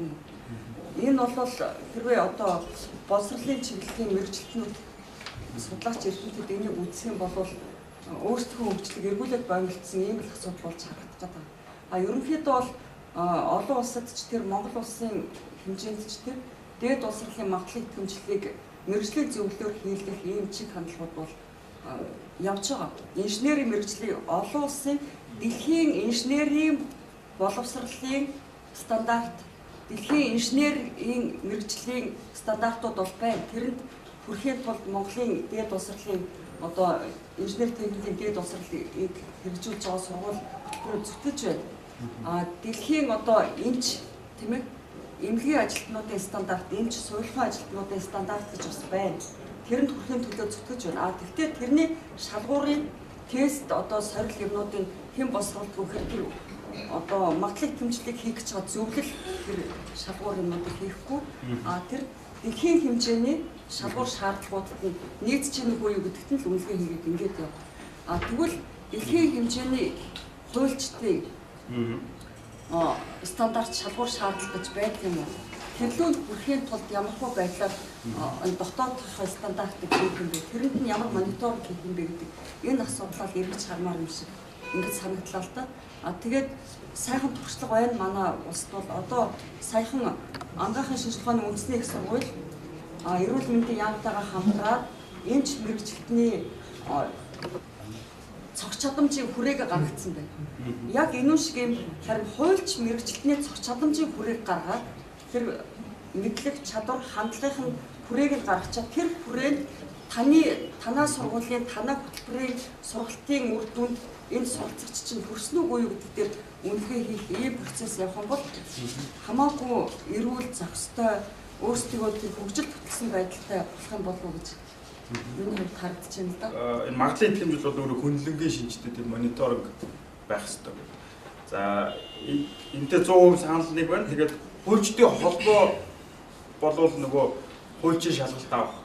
Хууль зүйн сургуулийн магадлалын итгэмжил шалгалт авах. Хуульчийн үргэлжлсэн сургалтын явуул. Хуульчийн мэрэгжлийн үйл ажиллагааны дүрэн батлах. Тэрийг зөрчсөн эсэх маргааныг шийдвэрлэх. Ийм одоо чиг үүрэг байж шээ. Нэг яам төрд байсан чиг үүрэг ирсэн.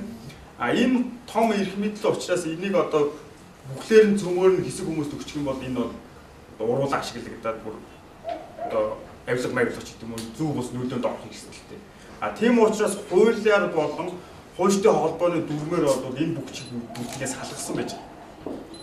Өөрөөр хэлбэл эднийг нэгтгэж нэг субъект хэрэгжүүлж байгаа юм ерөөсөө байхгүй. Гол нь хуульчдын холбооны дүрмийг их хурал батлаад хуульчдын холбооны зөвлөл бол яг энэ хуульчдын холбоонд хэрэгжих дүрм журмуудыг баталж байгаа. Ерөнхийдөө улсын хурал шиг ажиллах юм шүү дээ. Энийг тус бүрийн чиг үүргийг нь хэрэгжүүлдэг чиг үүргээ хороод ажиллаж байгаа. Одоо шалгалтын хороо гэдэг тусдаа хороо бол яг тэр шалгалтын журмыг зөвлөөс баталсан тусдаа журам байгаа. Тэрийг бас бид нар харж болно. Тэр журмыг хуульчдын холбооны зөвлөл батлаад тэрийг хэрэгжүүлдэг тусдаа бие даасан хороо байна. Энэ хорооны дарга сүмжид доктор ахлаад яг холбоо шилжсэний дараа бол өнгөрсөн жил анхны шалгалтаа авсан шүү дээ. Одоо мэрэгжлийн хариуцлагын асуудлыг мэрэгжлийн хариуцлагын хороо барьдаг. Сургалтын хороо гэж бие даасан хороо гэж. Магадлалын итгэмжлэлийн хороо бол зөвхөн магадлалын итгэмжлэлийн асуудлаар хариуцж байгаа. Тэгэхээр энэ бол харьцангуй юу вэ гэхээр хүнлэнгийн шинжтэй. Өөрөлдөө шалгалттай бол ордгоо. Шалгалтаас бие даасан юм хүнлэнгийн одоо үйл ажиллагаа гэж бол харж байгаа. Тэгээд энэ чиг үүргүүд бол хуулиар одоо хуульчдын холбооны дүрмээр хуваарлагдахтаа бас яг энэ одоо зарчмыг барьж чиг үүргийг хуваарлж харилцан хяналт тэмцэлтэйгээр ингэж хийгдээд явж байгаа гэж харж байгаа.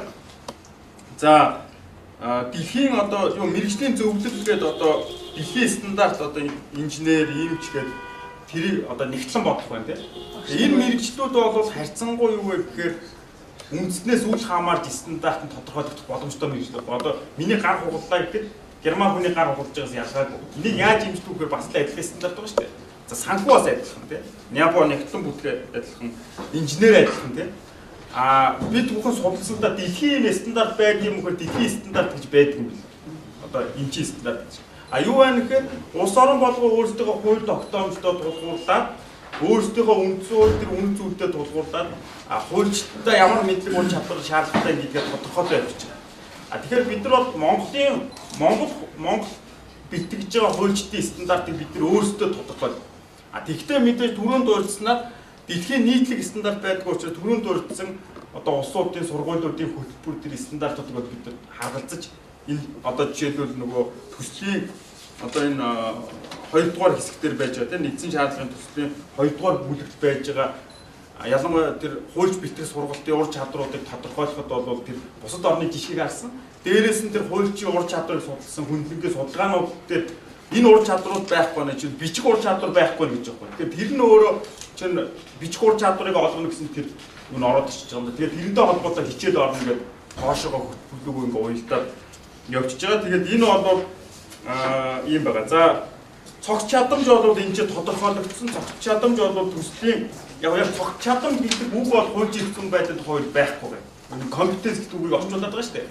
Тэгээд бид нар нэгэнд хуулиудаа захирлаж байгаа учраас хуульд бол юу вэ гэхээр энэ хуульчаар бэлтгэж байгаа тэр оюутны эзэмшүүл зовх мэдлэг ур чадварын стандартыг тогтоомж. Тэгэхээр тэрийг бол бид нар цогцоор нь цогц чадамж гэдэг байдлаар одоо анагаахын шинэ тухааны сургуулийн наран чимэг огш манай энэ юунд орж ирсэн. Тэгэхээр наран чимэг огш бол өөрөө энэ чиглэлийн бас туршлагатай. Тэгэхээр цогц чадамж гэдгийн агуулгыг жишээлбэл нэлээд ярьж байгаа. Бид нар мэдлэг ур чадвар гэсэн хуулийнхаа хэллэгийн хүрээнд стандартаа бол нөгөө компетенцийнхаа стандартыг гаргаж ирсэн. Та бүхэн харуул төслийн 2 дугаар бүлэгт байж байгаа. За тэгээ энэ ч бол мэдлэг ур чадвар хандлага гэдэг энэ 3 югаар нь задлаа явж байгаа. Энэ 3-ыг нийлүүлээд бас цогц чадамж гэж болно л доо.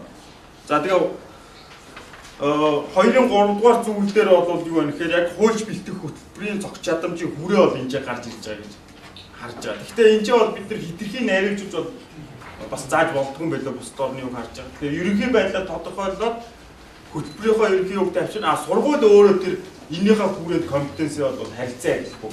Одоо жишээ зарим сургуулиуд одоо улсад өсөлтөх хэмжээний хууль бэлтгэх зорилго тавьж байгаа шүү дээ.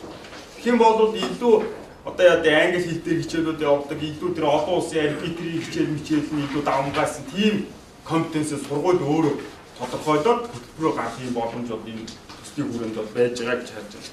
Хэцүүч бакалавраар хэцүүчийн төвшин төгсчгөө 2 жил хуулийн байгууллагын одоо янз бүр төчиглээрээ татлах цаалжчихад хуулийн сонгон шалгуулт нь орох хэрэггүй болох юм байна гэж ингэж ойлгож байгаа зөв нэг. Өөрөөр хэлбэл хуулийн бэлтгэгдсэн 30 цагийн багцанд суугаагүй. За нэг 2 дугаар энэ одоохон дээр жил тутам 1800-аас 2220 төгсөж байгаа. Тэгтэл чи сая одоо өнгөрсөн шалгалтанд 8.2% сонгон шалгалтанд тэмцэж штэ тийм ээ. Энийг дотор нь судалж үзсэн үгүй. Аль чиглэлийн юмн дээр энэ сонгон шалгалтанд орсон хүмүүс ихэнхдээ одоо дийлэнхтэй чадвар дутаад байна вэ?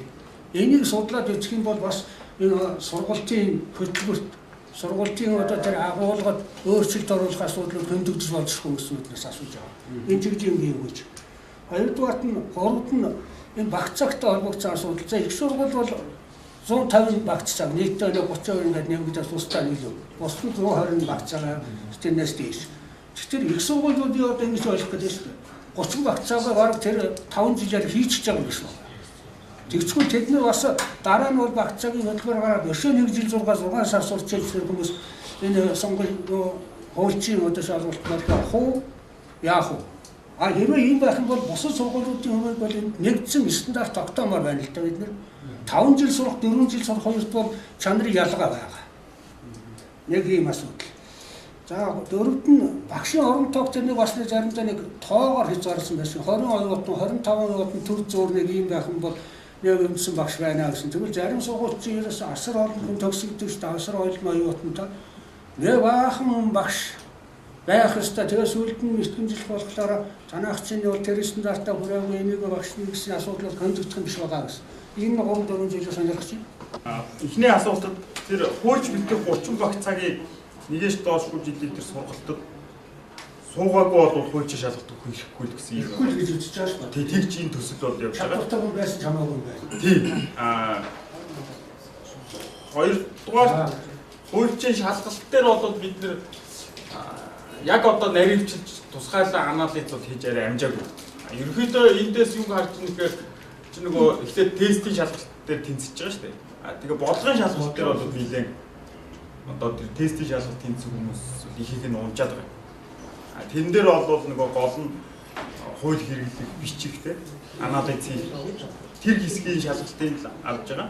Тэгэхээр тэр бол бас одоо тестэд тэнцэх хүмүүсээс би энэ нөгөө хувийн юу тавих байна. Бас дутагдaltaй байгаа бол тэн дээр харагдаж байна. Гэхдээ энэ ч бол наривчсан бас анализ хийх шаардлага бол байна. Тэгээд яг нь энэ чинь юу гэхээр жилд 1800-аас 2200 хүн ихцүүч төгсөж байгаа шүү дээ. Тэгээд ч ингээ олон жил явж ижиг бол хэдэн 10 мянган ихцүүч байгаа байхгүй юу? Одоо ингээ яг нарийн тоог нь бол арай гаргаж чадаагүй. Тэгэхээр зүгээр зөвхөн тухайн жилийн биш өмнөх жилүүд төгссөн ихцүүчдээс нийлж байгаа нэг 1300-аас 1500 хүнд өгөөд байгаа болсон шалгалт. Тэгээд тэнцэж байгаа хувь нь доогуур байгаа.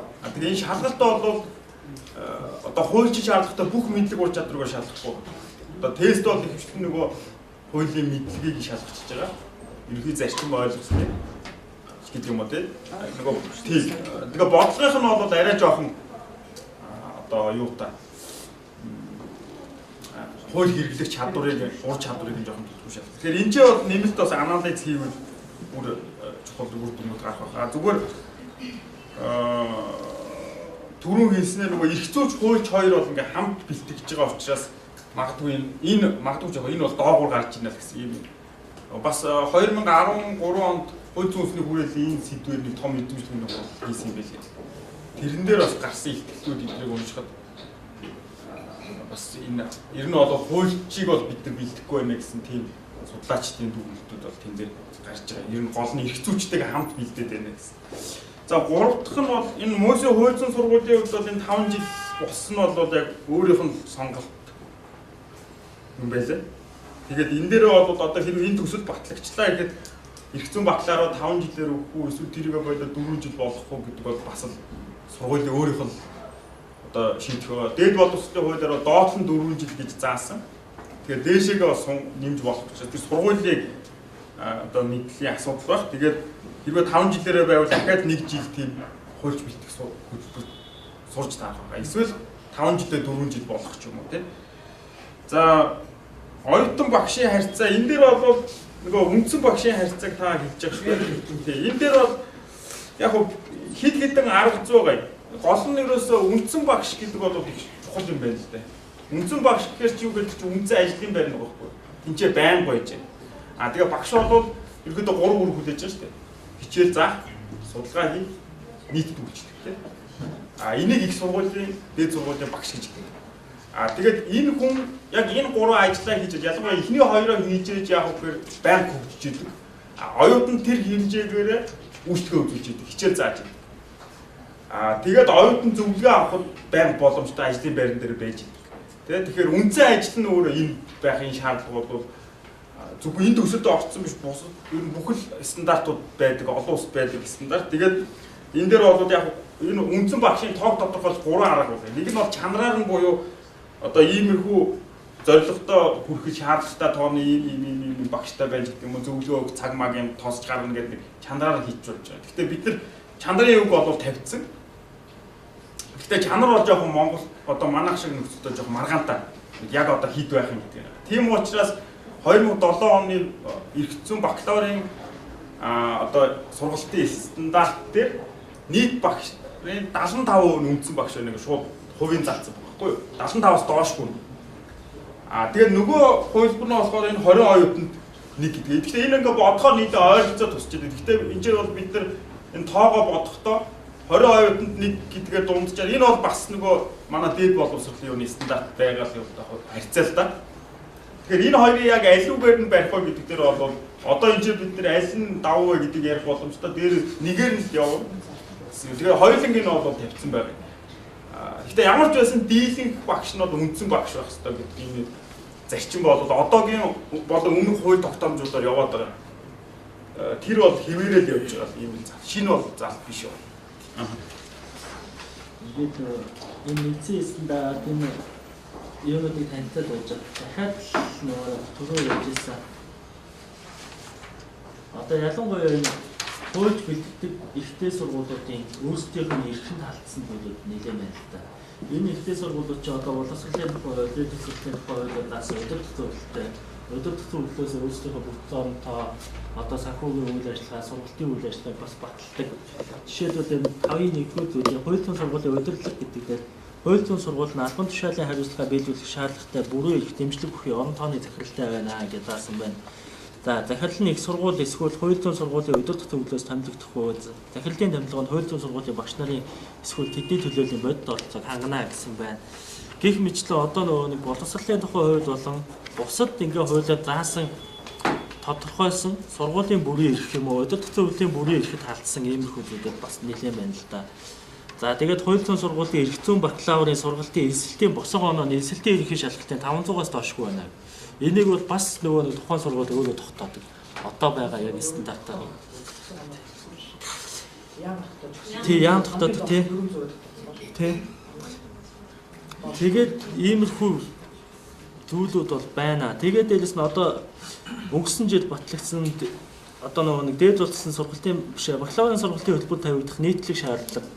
Дээд улс тэрний өмнө батлагдсан дээд улсын сургалтын байгууллага тавигдах нийтлэг шаардлага гэдэг ийм одоо тушаалууд байгаа юм л да. Боловсролын сайдын тушаалууд. Энд одоо жишээлбэл яг дээд улсын сургалтын байгууллага нийтлэг шаардлага нь ийм байна. Байр сав нь ийм байх юм аа. Дотоод бүтэц зохион байгуулалт нь ийм байх юм аа. Сургалтын хөтөлбөр төлөвлөгөө нь иймэрхүү байх юм аа гэд ингээд нийтлэг шаардлагуудыг батлаад өгсөн тохиолдолд за хууль зүйн одоо энэ хуульчдын холбоо бол энэ дээр нь зөвхөн хуульч мэргэжил тавигдах нэмэлт шаардлагууд нь ийм байж болох юм а гэдэг байдлаар саналаа оруулаад илүү оновчтой болох юм болов уу гэж бодод байна. А тэгэнгүүт энд жишээлбэл одоо байр сав нь ямар байх талаар, санхүү нь ямар байх талаар, бүр одоо нөгөө номын сан нь ямар байх талаар ингээд наривчлаад нэгэнт өмнө нь баталсан байгаа нийтлэг шаардлагууд дээр ингээд байр тоног төхөөрөмж технологич гэх юм ийм зүйлүүдийг давхарлуулж баталсан ийм зүйлүүд байна л да. 5.1-р зүйлтэй холбоотой энэ бол хууль зөрчсөн бол байхгүй. Ерөөсөө зүгээр угаасаа орон тооны захирал байгаа шүү дээ. Зүгээр тэрийг л идэх гэсэн байгаа байхгүй. Түрээс хууль дээр орон тооны бус захиралтай байх зөвшөөрөхгүй байгаа шүү дээ. Одоогийн боловсролын хуулиар байж байгаа.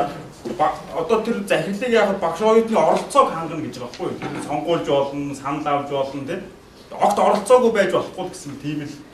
Өөрөөр хэлбэл гол нь юу вэ гэхээр чинь нөгөө захирал болвол яг үгээр тэр сургуулийн бодлогыг тодорхойлох гүйцэтгэхэд бол чухал үүрэгтэй учраас тэн дээр багш оюутны оролцоог хангах ерөнхий зарчим явж байгаа. Тэгэхээр энэ дээр бол яг одоо хуультай энэ заалттай одоо чи оролцоог хангаж байгаа нь энэ заалтаа зөрчилж чинь гэх юм бол бас өөрчлөж байна. Гэхдээ бидний харж байгаагаар бол шууд зөрчилдсөн байхгүй байгаа. Тэр нөгөө босго онооны хувьд болох юм бол сургуулиуд өөрсдөө тодорхойлж байгаа. Гэхдээ дэлхийн аль ч улсад хуульч мэргэжил өөрөө маш том хариуцлага хүлээдэг.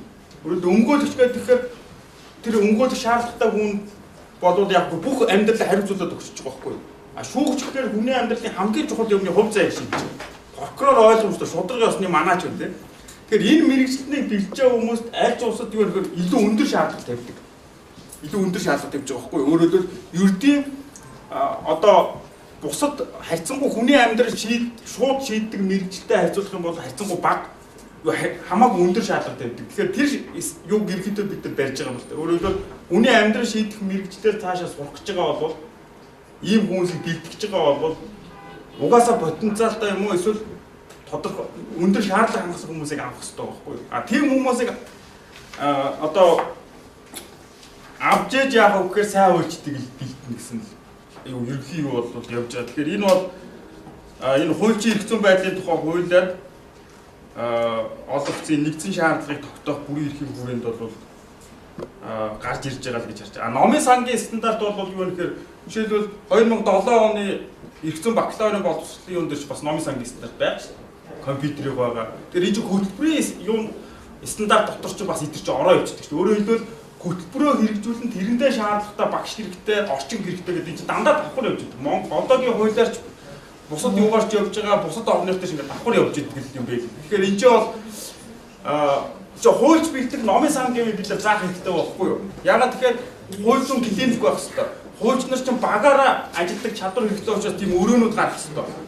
А дээрэс нь хуульд бол лаборатори номын сан шүү дээ. Тэгэхээр номын сангийн наривчсан стандартыг бусад орны хуулийн сургуулийн стандарт заадаг. Тэгэхээр тэр жишгээс бид нар харж агаад өөрийнхөө нөхцөл тодорхойлол байгаа юм л та. За биний бас ингээ харж ирсэн юм. Тэгээд миний өмнөхийг харж өмнөх бас төслийн харж ирсэн. За тэгээ энэ төсөл бас илүү хайртайхан болоод байгаа гэсэн төсөл. Ер нь бол ерөнхий бол концепцийг бол бид нар бүлээн зөвшөөрөл таа. Тэгэхээр өнөөдөр хуулийн сургуулийн сургалтын чанарыг сайжруулах тийм ээ. Тэгээд хуучлаа бас одоо тэр ард түмний одоо хүсэл байгаа тийм хүмүүсийг бэлтгэхэд бол энэ бол бас үүрэг оролттой байх хэрэгтэй гэж бодож байна. Гэхдээ энэ дээр бол одоо бас ингээд тэр нэг хил найруулга болж гэдэг юм уу? Зарим нэгэн одоо тийм нэг стандарт шаардлага ч гэдэг юм уу? Тэр мэд дээр бол ингээд бас нэг одоо юу гэдэг юм бэ? 2007 оны их зүйч бэлтгэх нөө бидний дэлхийн банкар хийжсэн стандарт дээр босрол тавигдах нэгдсэн одоо стандарт гэдэг нэг холио тутахад нэг гэдэг тийм болчиход байгаа. Тийм. Тэгэхээр өнөөдөр бас бид нартай уулзч байгаа энэ хүмүүс энийг хэлэх бодлоо.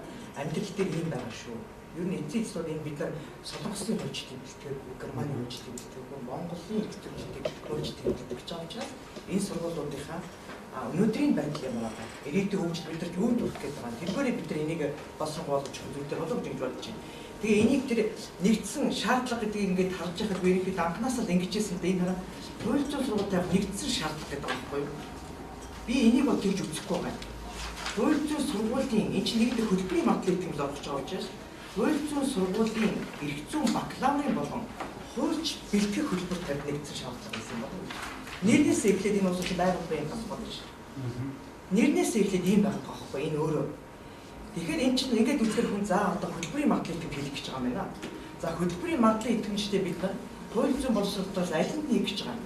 Бакалаврын боловсролт нэг гэж байгаа. Дээр хуульч бэлтгэх сургуулийн хөтөлбөртөө материал итгэмж хэлэх гэж байгаа ийм одоо нэгдсэн шаардлага тавигдах гэж байгаа юм ойлгох хэрэгтэй байхгүй юу? За нэгдүгээр нэг юм байгаа. За хоёрдугаар яаж юм нөгөө тэгэхээр энэ дээр ерөнхийдөө энэ босролын материал итгэмжүүд Монголд одоо энэ чинь бараг 20 жил болж байна шүү дээ. 25 жил болж байна. Материал итгэмж сургуулиуд хийлгүүл. Энэ бол нэлээд одоо их энэ материал итгэмж хийлгэхээр одоо сургуулиуд бол үнэхээр бас нэг одоо дэлхийн нийтийн дээд босролын хандлага ямар одоо төвшөнд одоо хүрэх гээд байгаа. Тэр чиглэлүүгээ бид нар нэг ийм замаа заалгаж болчихсон байхгүй юу? Тэгээ одоо энийг бид нар ингээ босронгуй болох гээд энэ чинь бас дараагийн үе шатанд орж штэ. Яаж ийм нүгөө тэгэхээр хөтөлбөр материалын итгэмжлэгдсэн одоо инженерийн хөтөлбөрүүд байж байгаа Монголд. Хуулийн хөтөлбөр ерөөсөн материалын итгэмжлэг олон улсын төвшөнд шүү. Монголд бол хуулийн хөтөлбөр материалын итгэмжлэгдсэн. Олон улсын төвшөнд хуулийн мэргэжлийн инженерийн хөтөлбөрүүд эдийн засгийн хөтөлбөрүүд материалын итгэмжлэгдсэн.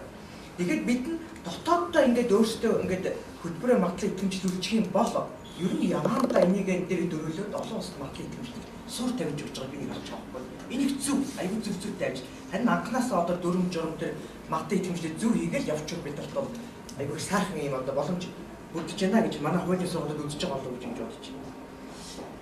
За тэгээ энэ дээр юу яаж байгаа маа ерөнхийдөө ингээд энэ шаардлагын юмнуудыг хараад байхад бид нар одоо ерөнхийдөө саналуудаа энэ бичсэн л дээ. Тэгэхээр юу яаж байгаа. Сая тэр одоо юуг хараад бас ингээд айгу эмзэглэж байгаа би одоо 2016 он тараа тэр шалгалт өгч байгаа улсуудын тоо цөөрсөн мөртлөө тэнцсэн хүмүүсийн тоо айгу баг гарч байгаа байхгүй. Тийм ээ. Тэгэхээр энэ дээр одоо та нар байна шүү дээ. Өнөөдөр энэ юу босруулж байгаа юм хүмүүсүүд айгу том судалгаа хийсэн байсан баг таа байхгүй. Тийм ээ. Тэгээ өнөөдөр бид нар хэлж байгаа байхгүй. Та нар ийм биш үү тийм. Энэ байна. Тэр 2004 оны нөгөө бидний дэлхийн банкны төсөл хэрэгжүүлж явах юм судалгаа гаргаад байгаа байхгүй. Тэрний ч хойш одоо зөндөө өөрчлөлт орсон шүү дээ. Хэдэн жил болж байгаа юм? 62 жил. 13 жил мэдлэг чадвар хандлах асуулт. Тийм бид нар яг стop. Та нар ийм биш үү? Хоёрдугаар яаж юм бэ? Өнөөдөр болтол хуулийн сургуулийн багш нар хуулийн сургууль одоо төгсөгч ялангуяа эрх зүйчээр ажиллаж байгаа хүмүүсийн бич дэвшлэх юм бол байхгүй шүү. Байхгүй шүү. Үндсэндээ тийм систем байхгүй шүү дээ. Хуулийн сургуулийн багш нарын мэргэжил дэвшлэж байгаа систем байхгүй. Төгсөгчдийн мэргэжлийг дэвшүүлж байгаа систем байхгүй. Хуульчдыг прокурорыг болохоор нөгөө тэр тусдаа юугаар нь бас ингээд энэ гадны одоо нэг төсөлбөрөөр мэргэжлийн дэвшлэх болохоос байхгүй байхгүй. Тэгээ ийм байж байгаа нөхцөл тэр улсуудаас энэ саналцуудыг авах хэрэгжил болно. Ингэж л хэлэх хэрэгтэй байна. Тэгэхээр энэ дэр бас нөгөө талаас нь бас энэ талаас нь манай энэ одоо юу яаж байгаа энэ журмыг босгож байгаа улсуудаас бодох хэрэгтэй гэж бодож байна. Хоёрдугаар энэ дэр бодлого дээр аюул хүүхдэд талцдаг надад байсан. Тэгэхээр энэ бодлогын аргачлал янз янз байгаа байхгүй сургуулиуд. Засдаг багш нар их сургууль мөнхсийн хөрөнгө сургуулийн багш. Тэд нар Германы аргачлалаар энийг засдаг. Тэгэхээр өнөө сургууль дээр өөр нэг аргачлалаар бодцсон хүн өнөө Германы аргачлалаар бодцсон хүн одоо бодох тэр юуг засаж байгаа улсуудын юу тэнцэх үү гэдэг бас асуудал гэж байна. Тэгэхээр энэ дээр бид нар судалгаа хийснэ гэж байгаа нь энийг асууад байгаа юм. Тэр нөгөө номыг бол яг хүүхдүүд бол уншаад тестийг бүгдчдэг олон бодлоготой болчихдог байхгүй. За 3 дугаар нэг том юм бол Монгол хэлний найруулгууд айгүй муу гэж байна. Тэр бол яг үнэн. Өнөөдөр 10 жилээс Монгол хэлний өнгөө байгаа. Хуульчин гэдгийг л ямар ээгээр бичдэг мэдэхгүй зөндөө төгсөж шээ. Тэр байтугай би ганцхан юугаар бакалавр төгсдөг улсууд ийм байт юм гэсэн магистр би магистрийн зэрэг хамгаалж байгаа магистрантууд сурж байгаа, доктор сурж байгаа хүмүүс зөндөө алддаг. Тэгээ өгүүлбэр бичих юм шиг ойлгомжгүй юу гэж байгаас мэдхгүй. Тэгээ ингээд бодохоор эн чинь бараг нөгөө дунд сургуулиасаа хүртэл юмтай холбоотой шүү. Би зөв боддог шүү. Ганцхан одоо өнөөдөр энэ хуулийн сургуулиуд дээр бас тэр буруу тохиж болохгүй. Харин манай хуулийн сургуулиудаар өнөөдөр би бас бодож байгаа юм. Дэлхийн банк гэдэг үс энэ гэж үү. Эн чинь магадлал итгэмж энэ төр хийлгүүлээд энэ муу сочиоцос яваад байгаа. Өөрсдөө сайжруулахаар сургалтайгаа чанарыг сайжруулахаар явж байгаа. Болж байгаа бид нар тийм. Тэгэхдээ энэ нэг сайхан боломж өгсөн дээр бид нар бол энийг бол одоо алдахгүй. Энэ сургалтыг бол одоо явуулсан энэ бакалаврынхаа одоо хөтөлбөрийг бол сайжруулах гэсэн нэгдсэн бодолтой байж байгаа. Тэгээ энэ дээр манай сургуулиас ингээд нэлээд хэдэн ийм шаардлага юунуудыг бид нар энэ санал оноонуудаа энд ингээд явж бичсэн байгаа би. Тийм. Тэгээ энэ дээр одоо ингээд үзэж яхад бол жишээлбэл би одоо энэ дээр 2 3 юм хэлэхэд ийм байгаа юм л та.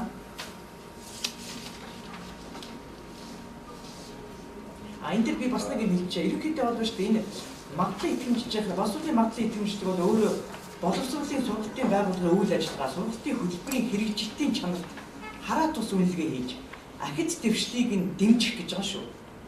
Тэгэд мэрэгчлийн хүрээнд хүлээн зөвшөөрөх ажиллагаа юм байна шүү дээ. Тэгэхээр энэ журам бол өөрөө бас хараа тэр сургуулиудаа одоо нэлээд бас зөвлөгөө өгсөн, тэмцсэн тийм байх хэрэгтэй. Одоо манай энэ хуульчдын холбооны энэ комисс тэгэхээр хуульчдын холбоо өөрөө. Тэгээд энэ дээр ерөнхийдөө манай сургуулиуд дээр ямар юм дээр алдаатай байгаа гэдэг. Энд дээр бид нар одоо яаж мэрэгч дарга зүйн зөвлөгөө өгөх юм бэ гэдэг юм бас давхар бодох хэрэгтэй шүү. Зүгээр нэг шалгаад одоо мууг нь гаргаад танах тэнцэхгүй гэж тавьдаг юм ерөөс юм биш. Хамтарч ажилладаг юм байна шүү. Мат тийм ажиллагаа гэж.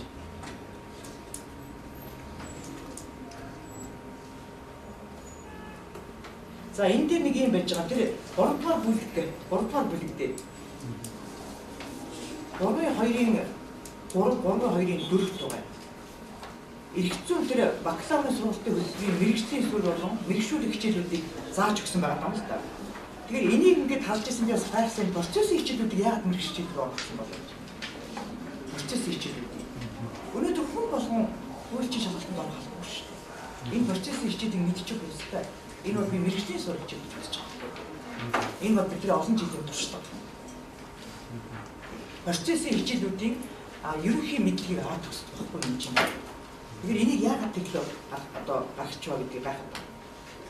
За тэрнээс гадна тэр хөдөлмөрийн эрх зүй, олон улсын нийтийн болон хувийн эрх зүй, байгаль орчны эрх зүй хичээлүүдийг бас дандаа мэрэгшүүлэх хичээлээр оролцсон байгаа байхгүй. За энэ дээр бас эргэж хараарай гэж ингэж бодож байна. Ерөнхийдөө бол тэр нэг 2007 оны стандарт шиг альтгах стандарт болсон юм байна шүү дээ. Тэр чинь нэлээд одоо энэ 3 сургууль ингээд тэнд оролцоо. Тэгээд дээр нь одоо оюутнуудаас тэр санал асуулга аваад өнөөдөр та нарын одоо энэ төгсгöd одоо ямар эрх зүй зайлшгүй жохол байна уу? Одоо агуулгынхаа төвшин болж гин үү? Багцаагийнхаа төвшин болж гин үү гэж хаад ингээд тавьсан стандарт одоо энэс яагаад ингээд шинжилнэ гэдэг ингээд ухарч байгаа гэсэн байсан. Тэгээ ерөнхийдөө бол онлайн мэрэгчлүүд бол тэр урд өмнө тэр мэрэгчлийн хичээлдээ оюуттай холбоотой байж байгаа. Тэгээд дээр нь яадгүй гэхээр оюутан өөрөө сонгодог маягтай байхгүй мэрэгчлэх хичээл чинь ер нь. Тэгэхээр энэ тал дээр бас анхаарч үзлээ нэг. За дараагаар нь тэр хуульч бэлтгэх сургалтанд одоо сургалтын дадлага гэдэг асуудал аягүй чухал гэдэг санагдсан надад. Нэг дадлага гэж баах юм бичсэн байна л дээ. За тэр бол өдөр тутам бид нар хийдэг ажил. Зөвхөн нэг тийм одоо нэг багш очоод ингээд өөрөө сургуулиуд удирдаад тэнд энэ авсан газар ингээд бас нэг одоо зөвлөгөө өгдөг багштай байгаа нэг гэдэг. Тэгэхээр өнөөдөр яаж яах вэ гэхээр үнэхээр сайн хуульч бэлтгэе. Сайн хуульчтай болёо гэж байгаа бол харин тэр хуульч чинь дадлага хийгээд тэрийг харин төрөөс бүр яадаг байх хэрэгтэй. төрөөс бүр хараад бодлогоор тэр бас дадлахын нот дэмждэг байх хэрэгтэй болгоно гэж. Тэгээ энд орж ирэх хэрэгтэй. Тэр судалт нь гаргаж байгаа.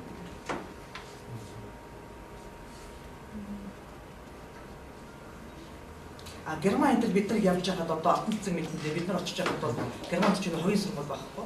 Үнэхээр тэр одоо хуульч болох гэж байгаа хүмүүс нь бол тэр дадлахын өдөрт нь бүтэн одоо жил одоо дадлага хийгээд дадлахын өдөртөг ямар хүн байдаггүй шүүгтэй бүр нэг шүүгчийг өрөөсөө бүр цалингийн өгөөд тэр улсуудад дадлага хийдэг юм биш. Цалингийн өгөөд одоо бүр ажиллаулдаг. Бид нар ээлжиж хийдэг штеп гэж байгаа юм шүү шүүгч нар. Тэр голдуу шүүгч нар доктор болсон байх. Дандаа сургууль доктор болсон гэдэг юм биш.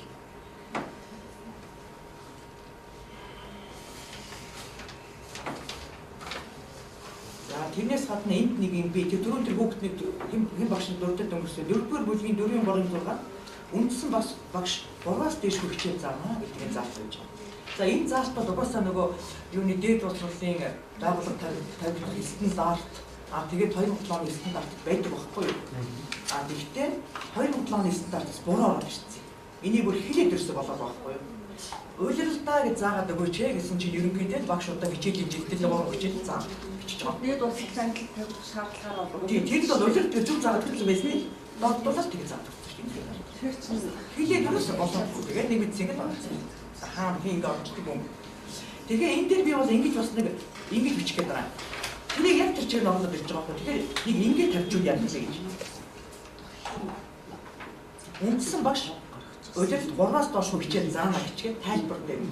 За жишээлбэл одоо хардаа иргэний хэрэгцээ багш гэдэг ерөнхий тусгай ангийг нэг хичээл гэж үздэг байна. Харин процессын хичээл 2 дахь хичээл. Тэгэхээр иргэн чи аюулгүй том салбар. Тэгээд дээр дараах нь тусгай анги чинь тэгээд ерөөсөө мэрэгшүүлэх гэж байна. Гэтэл энэ багшийг одоо нэг юу гэх юм бэ? Ерөнхий ангид заачаа тэгээд тусгай анги дээр нь одоо мэрэгшүүлэх хичээл дээр 2 хичээл заасан юм бол болоо гэж үзэж байгаа. Тэр нэг багш багштас кредит цаг байдаг байхгүй. Энд болохгүй. Тэгээд багш өө би ерөөсөө би утсан шүү дээ. Энэ хичээл энэ кредит миний хүрэхгүй байгаа юм чинь. Гэтэл ингээд суучих. Энэ цалин мөнгөөр бид нар яаж вэ? Тэгэхээр энэ дээр одоо тийм нарийн яваад хараад ерөнхийд тусгай ангийг одоо задлуулсан. Одоо нэг гэж хичээл гэж үзэх ч юм уу. Мэргэжүүлэх гүнзгийсэн хичээлийг одоо юу гэж тооцдгийг. Бас тийм тайлбар баймар юм байдаг. Та нар өөрсдөө юу гэж бодож байна? Багштас тийм нэг юм байна. За дараагаар 4-5 дугаар зүйлийн 3-5 дугаар заалт гэдэг нэг заалттай юм жоо. Энэ жоо янзлахгүй юм дээ. Багшийн цалингийн хэмжээ тэр тайлбар дээр нэж юм шүү. Монгол улсын дундад цалингийн хэмжээг 3 эсвэл түүнээс дээш тоогоор үжүүлсэнтэй. Эсвэл түүнээс их баг, түүнээс их байвал энэ зүйлийн 3 заасан шаардлагыг биелүүлсэн гэж үзнэ гэж бодсон байх юм. Би энийг бүр гайхсан. Бид нар ч хуулийн мэргэжлээ болсон шүү дээ. Ингэж юм бүдүүлэг зарж болох байгаа. Энэ чинь яагаад гэвэл боловсролын хуулиараа ихтэй сургуулиудын удирдах зөвлөлд олгосон чиг үүрэг том юм байна. Удирдах зөвлөлөөр бидэрт яаж болов? За багш нарын цалингийг тогтоож өгдөг. Оюутнуудын төлбөрийг тогтоож өгдөг. Энэ гарч байгаа тэр одоо мөнгө төргийг төсвийг яаж зарцуулсныг хямдхан тийм байгууллага биш. Оронтой баталж өгдөг. Бид нар энэний чиг үүргээр хатах хэрэгс шаардлагатай. Энэ чинь сургуулийн цэвэр өөрийнх нь менежмент асуудал, дотоод асуудал. Сайн ажиллаж чадах юм бол тэр багш нар чадaltaй хүүхэд бэлдэж чадах юм бол тэр сургуулиудад ордог хүүхдийн тоо олон болно. Сургуулийн төлбөр өндөр болгоно. Багш нартай сайн цалин өгдөг байхгүй. Менежментнуудад сайн ажиллаж чадахгүй бол тэр сургуулийн үйл хаагддаг. Энд чинь өөрөө хуулиар юугаараа явна. Зах зээлийн хуулиар явна. За дараагаар тэр хүүхдүүд хэлж байгаа багш нар хэлсэн 5 дугаар бүлэг хууль зүйн сургуулийн орчны стандарт эсхийн 5-ын 3 дугаар зүйлийн 2 эсэлтийн босго оноо 500-аас доошгүй байна. Би чиний хэлж байгааг юуг ойлгосон. Үнэхээр хуулийн сургууль бол чадaltaй сайн хүн олдог. Чадaltaй сайн хүн төсдөг. Гадаадын ихтэй сургууль. Тэгэхдээ өнөөдөр шууд юм тоогоор ингэж юм гэж хязгаарлаж болохгүй хаа. Өнөөдөр хаашаа угаасаа босоо сая шинжлэх спортын яам ихтэй сургуульд эсэх босоо оноо 400-аас доош гэж. Угаасаа 400 оноо хүрэхгүй ерөнхий штат 400 оноо хүрэхгүй байгаа улсуудад ихтэй сургууль бүртгүүлэх тэнд эсэх ямар ч юуг нь хаа хайчиж байгаа байхгүй. Тэгэхээр ийм нөхцөлд яг өнөөдрийн хувьд ингэж тооцож болохгүй байна. Сургуулиуд угаасаа ингэдэг шүү дээ 400 оноотой хүүхэд бүртгэж ирэх нэгж байгаа байхгүй бүртгэж авчаад Тэгээд тэндээсээ би өнөөдөр одоо манай сургуулийн боломж тийм байна. За нэг 60 хүүхэд амнаагүй нэг 500 өдөр онох хүүхэд орж байгаа байхгүй юу гэж өнөө 800 онох хүүхэд хамгийн дээд онож 800. Яг тэр тоондоо багтаагаад Яг тэр тоондоо багтаагаад авдаг. Тэгэхээр энэ дээр тэгж нэг тийм заах агуулгах шаардлага байгаа ч юм уу ч юм. Энийг бас ингэж хараарай та ярилцаарай. За дараагийнх нь энэ нэг юм байж байгаа ма тэрнийг харин тэр 3-2 юу ч бэлтгэх сургалтанд харин гол жаман 3.2 гэдэг үгүй яг байж болох юм гэж би бодсон. Энэ бол 80-аас дээш шумаатай хөгж авах юм одоо тийм ээ. Одоо гол жаман 85. Тийм бас хэцүү юм байна. Хэцүү юм байна. Үгүй яг та нэг 3 хоногтой бичвэл явдаг юм гэж бодсон юм дээр тийм. Тэгвэл манай хөгжлөөс дээш тийм байна уу. За тэгвэл тийм 5-аас 8 бид бүр махтай наад багч. Гэвч өөрхий хойж болох гэдэг. Тэгсэн чинь 1-2 дугаар курстэй бас хүүхдүүд тараа сурах арга барил эзэмшээгүй. Юу толчдгийг шүү дээ. Хонд өнөө си авчдаг шүү дээ. Тийм ээ. Тэгэхээр тэр хүүхдийн бас хойж болох өнөө сайхан боломжийг авдаа хийж хаач үү гэсэн бас нэг бодол байсан юм гэдэг. За дараагаар нь тэр 5.16 дээр сургалтын хөтөлбөр төлөвлөгөөнд судлаар тусгацсан хичээл тус бүр 20-оос 3 хүүхдүүдээс сурагч гарын авлыг тус бүр 20-оос доошгүй байхаар хоомдыг бүрдүүлэх гэдэг нэг юм байсан. Энэ дээр угаасаа нэг юугаар явуул явсан юм. Нэгдсэн шаардлага байдаг байхгүй юу? Нэгдээд сургалт тавьсан. Тийм тусад амт тэргээр явж байна. Заавал энэ дээр нэг зааж өгөх юм. Ер нь тэгээд одоо дэлхийн нийтийн жишээний ийм их болсон юм байна лээ. Бид нар Канадад юунд Австралид бид нар тэр сургуулийг үзээд ингэж явж байгаа. Бид юу юм бэлээ. Их онлайн маягийн болох гэж болсон юм лээ. Их номоос татцсан. Зүгээр дүүр ингэж одоо энэ олон номноос бас яагаад яах вэ? Энэ манайхан бол онлайн болох гэдэг шүү дээ. Багш нартай ярьчаад энэ сурагчдыг онлайн болох гэж хандж байгаа. Аль ч өнцгөөс хүүхдэд тэр ордоо ч гэсэн хичээлээ тавьдаг юм боломжтой. Тэгэхээр тэр ном их олон ном аавна гэдэг чинь номын санч зүгээр нэг ерөөсөө багцахгүй байдаг шүү дээ. Тэгэхээр бас нэг энэ дээр тоо зааж өгөх байсан ч юм уу ч юм уу гэсэн бас нэг бодол байгаад байсан юм байна тийм. За ингээд ерөнхийдөө бол тэр бодлого гаргачих эдрийг бас нэгдсэн болгож өгвөл бас хэцүү тийм болов да. Тэгжээд бас шаардлага ингээд тавил зүгээр юм болов да гэж бодож байна. За тэгээд юу яаж байгаа юм ба?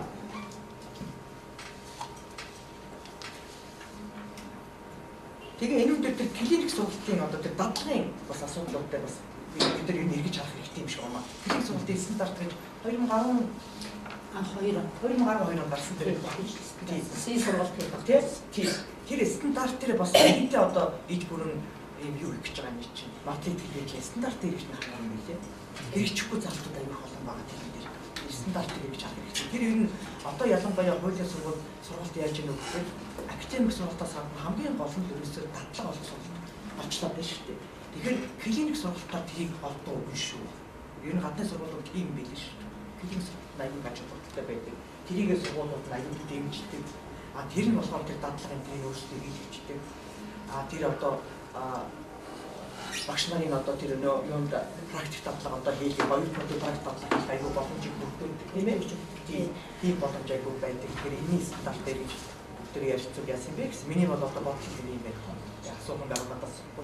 Одоо ажлын хэсэг дээр яриад тэгээд хийдээд явна. Тэгээд энэ дээр ингээ харахаар нэлээд олон бас авах ёстой саналууд бол байна гэж миний хувьд одоо бодож байна. Сургууль дотроо нийгмийн ухааны чиглэлийн бүрэлдэхүүн сургуульдаа зөвшөөрөлт олох юм уу эсвэл тийхэм нэгжтэнд одоо жишээ нь бүрэлдэхүүн сургууль дотроо дахиад эрх зүйн дэглэм гэдэг одоо жишээ нь манай сургууль байгаа. Яг энийг хүлээн зөвшөөрч манай хэлтгэлжлэх юм уу яг энэний талаас тодорхой юу бол бас байхгүй л энийг бас асуумаар байна. Тэгэд энэ мэрэгжлийн суур хичээлүүд гэж бас заасан байсан. Энэ дотроо нөгөө яг эрх зүйч хүний эзэмших ёстой яг хичээлүүд нь хамрагдаж чадсан болов.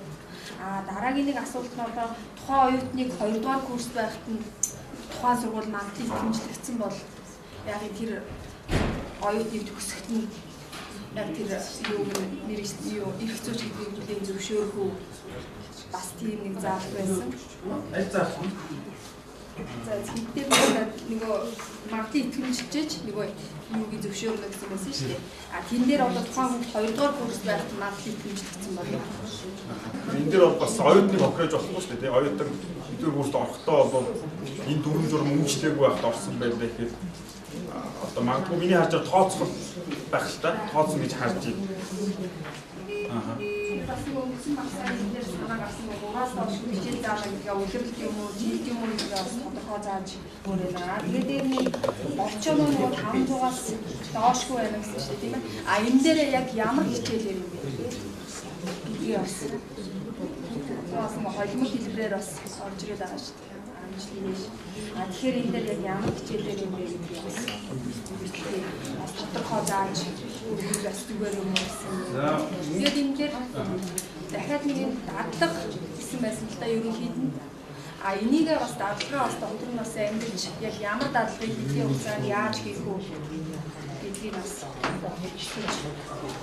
мэргэжлийн үзүүлэлтээ болов.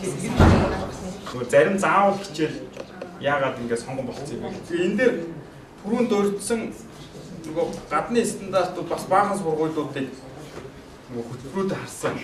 Энэ дээр бол Япон, Солонгос, Герман, Америк, Сингапур, Австрали гэдэг ингээ харахад юу вэ гэхээр заавал хичээл нь маш цөөхөн юм байна. Заавал хичээл нь маш цөөхөн. Тэгээ ихэнхийг нь сонгоноор өгöd. Тэгээд хичээл их түгээр ориентейшн хийгээд энэ хичээл ийм ач холбогдолтой гэдэг оюутнаа сайн тайлбарыг амаар болоо бичгээр өгöd. Тэгээ оюутан ерөөхдөө нөгөө өөрөө сонгох байдлаар одоо явчихдаг ийм бол ер нь бол баг гадны тэр судалсан бүх сургууль тийм байсан. Манай Монголыг харахад манай мөсч ялгаагүй. Ихэнх нь заавал болчиход байна. Одоо ингээд бүх хичээлүүдийг заавал гэдэг. Тэгээд энэ бол заавал сонгоныг шийдэж байгаа нь бол одоо чи сонгон болсноо тэр хичээл чухал биш болж байгаа юм биш үү? Чухал хэвээр. Гол нь яаж юм гэхээр заавал хичээл дээр голчлоо яг нэг суур цөөн хичээл ороод тэгээд сонгон дээрээ бол яг тэрийг сонирхсан оюутнууд нь сонгоод үздэг. Тэгээд илүү яг үгээр өөрөө сонирхол сонгож байгаа учраас илүү дуртай сайн сурна. Багш нь ч гэсэн яг үгээр одоо чинь манай мөс дээр 200 оюутанд ингээ заавал хичээл нэг багш авахгүй 200 ингээ суулгуулчаад одоо чи би их зөв философи энэ чиглэлийн хичээл онлайн хичээл болдог. Тэгээ нөгөө хүсэн ч хүсээгүй 200 хүнийг их зөв философи шахаад тэгэл яа тийм ингээд бүгдэнд нь 30-30-аар семинар авахаар чи ингээд багшд амар ачаал үүсгэн оюутанд бол бас амар хэцүү байдал үүсчихэд байгаа байхгүй. Тэгэхээр одоо ерөнхийдөө энэ дээр гарч байгаа бодлого юу вэ? Бусад орны жишийг бас энэ нөхцөл байдлыг хараад гол ер нь бол эрх зүйчийн гол юм нь бол нөгөө материалыг эрх зүйн гол юмнуудаа мэдчихэд ер нь хуулийн суурь ойлголттой болчихно. Тэгээд цаашаа нарийнсах юмудаа өөрөө сонгох байдлаар процессын хичээлүүд бол сонгон байдлаар орч болох юм а. Ягаад тэгэхээр яг процесс ингээ харахаар яг хуулийн чиглэлээр ажиллах хүмүүст бол процесс маш чухал байгаа байхгүй юу. Тэгэхээр илүү хууль болох ирээдүйд зорж байгаа хүмүүс хуулийн процессын хичээлүүдээ сонгоно.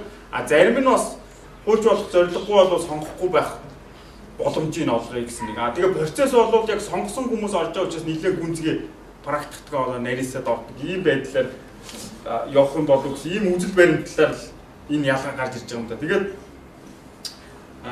нөгөө чанарын асуудал бол энэ дээр дээш гэж харж байгаа. Одоо жишээлбэл гэр бүлийн эрх зүй, иргэний эрх зүй байлаа. Энэ мэд хичээлүүд бол маш чухал.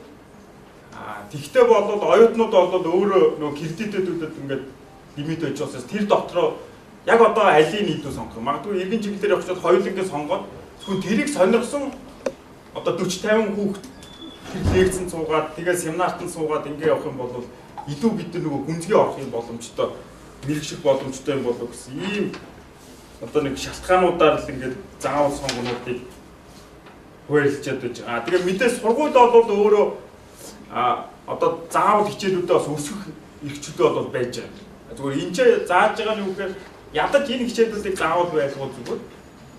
Гэхээр чин заавлуудаа бол нэмээд одоогийнхоо стандартаараа үнэхээр одоо хөдөлмөрийн эрх зүйч гэдэг нь бусад хичээлүүдийг заавалаар байх ёстой гэж сургуулиас ороод явах нь нээлттэй байж байгаа юм л да. Энийг бол ерөөсө хороогүй. Зүгээр гол нь 7 оны стандарт бол энэ жигсаасан баг бүх хичээлүүд заавал байгаа шүү дээ. Тэгэхээр энэ бол нөгөө нэлээд хатуу болгочихж байгаа юм. Одоо энийг 7 оны стандартыг байхаар ерөөсө энэ дотор сонгон болох боломжгүй. Тэгээ манай мөстер гэдэг тэгэхээр би бас бусад сургуулиудыг сайн мэдэхгүй. одоо сонгох хичээл маш цөөхөн болчихж байгаа байхгүй. Ерөнхийдөө баг 4-р курсын зүгээр 5-р курс дээр нэг цөөхөн хичээл өгдөөл баг бүгдээрээ ингээ заавал гэж явуулсан байдаг. Тэгэхээр оюут нь нөгөө өөрөө сонголтоо хийгээд хариуцлага хүлээгээд тэгээд тэрэн дээрээ сайн суурал гэсэн тэр нэг одоо жишгээр л одоо зарчмаар л ингээд явцсан байгаа. Хэцүү болох хуульч ингээд энэ мэдлэг ур чадвар хандлагын чагсаалтыг яг аль нь мэдлэг, аль нь ур чадвар, аль нь хандлага юм бэ гэдгийг ялгамаар юм байна. Ялгачаад ийм матриц хийх хэрэгтэй. Ингэж хийх юм бол дараа нь энэ өссөн үр дүнгээ мониторинг хийх боломж нь нэмэгддэг. Тэгэхээр одоо эндээс ингээд харж байхад бол байна шүү дээ. Дээд боловсрол тавигдах нийтлэг шаардлага гэдэг дараах мэдлэг ур чадвар хандлагыг ойлгоно. Гэтэл энэ дээд боловсрол тавигдах нийтлэг шаардлага юм уу? Эсвэл дээд боловсролтой эргэн тавигдах нийтлэг шаардлага юм уу? Тиймээ хоёрын доотлын хоёрт нь. За тэгээ энэ чинь гуравт нь болохоор эрх зүйн боловсрол тавигдах шаардлага гэдэг. Тэр эрх зүйн боловсрол тавигдах шаардлага юм уу? Эсвэл эрх зүйн боловсролтой эргэн тавигдах шаардлага юм уу? Тэгээ ингээ ялгаж оновчтой наран чин багш ингэ хийгдсэн бол энийг ялгаж яах вэ? Тэгээд энэ мэдлэг энэ юу юм ур чадвар нь юу юм хандлага нь юу юм?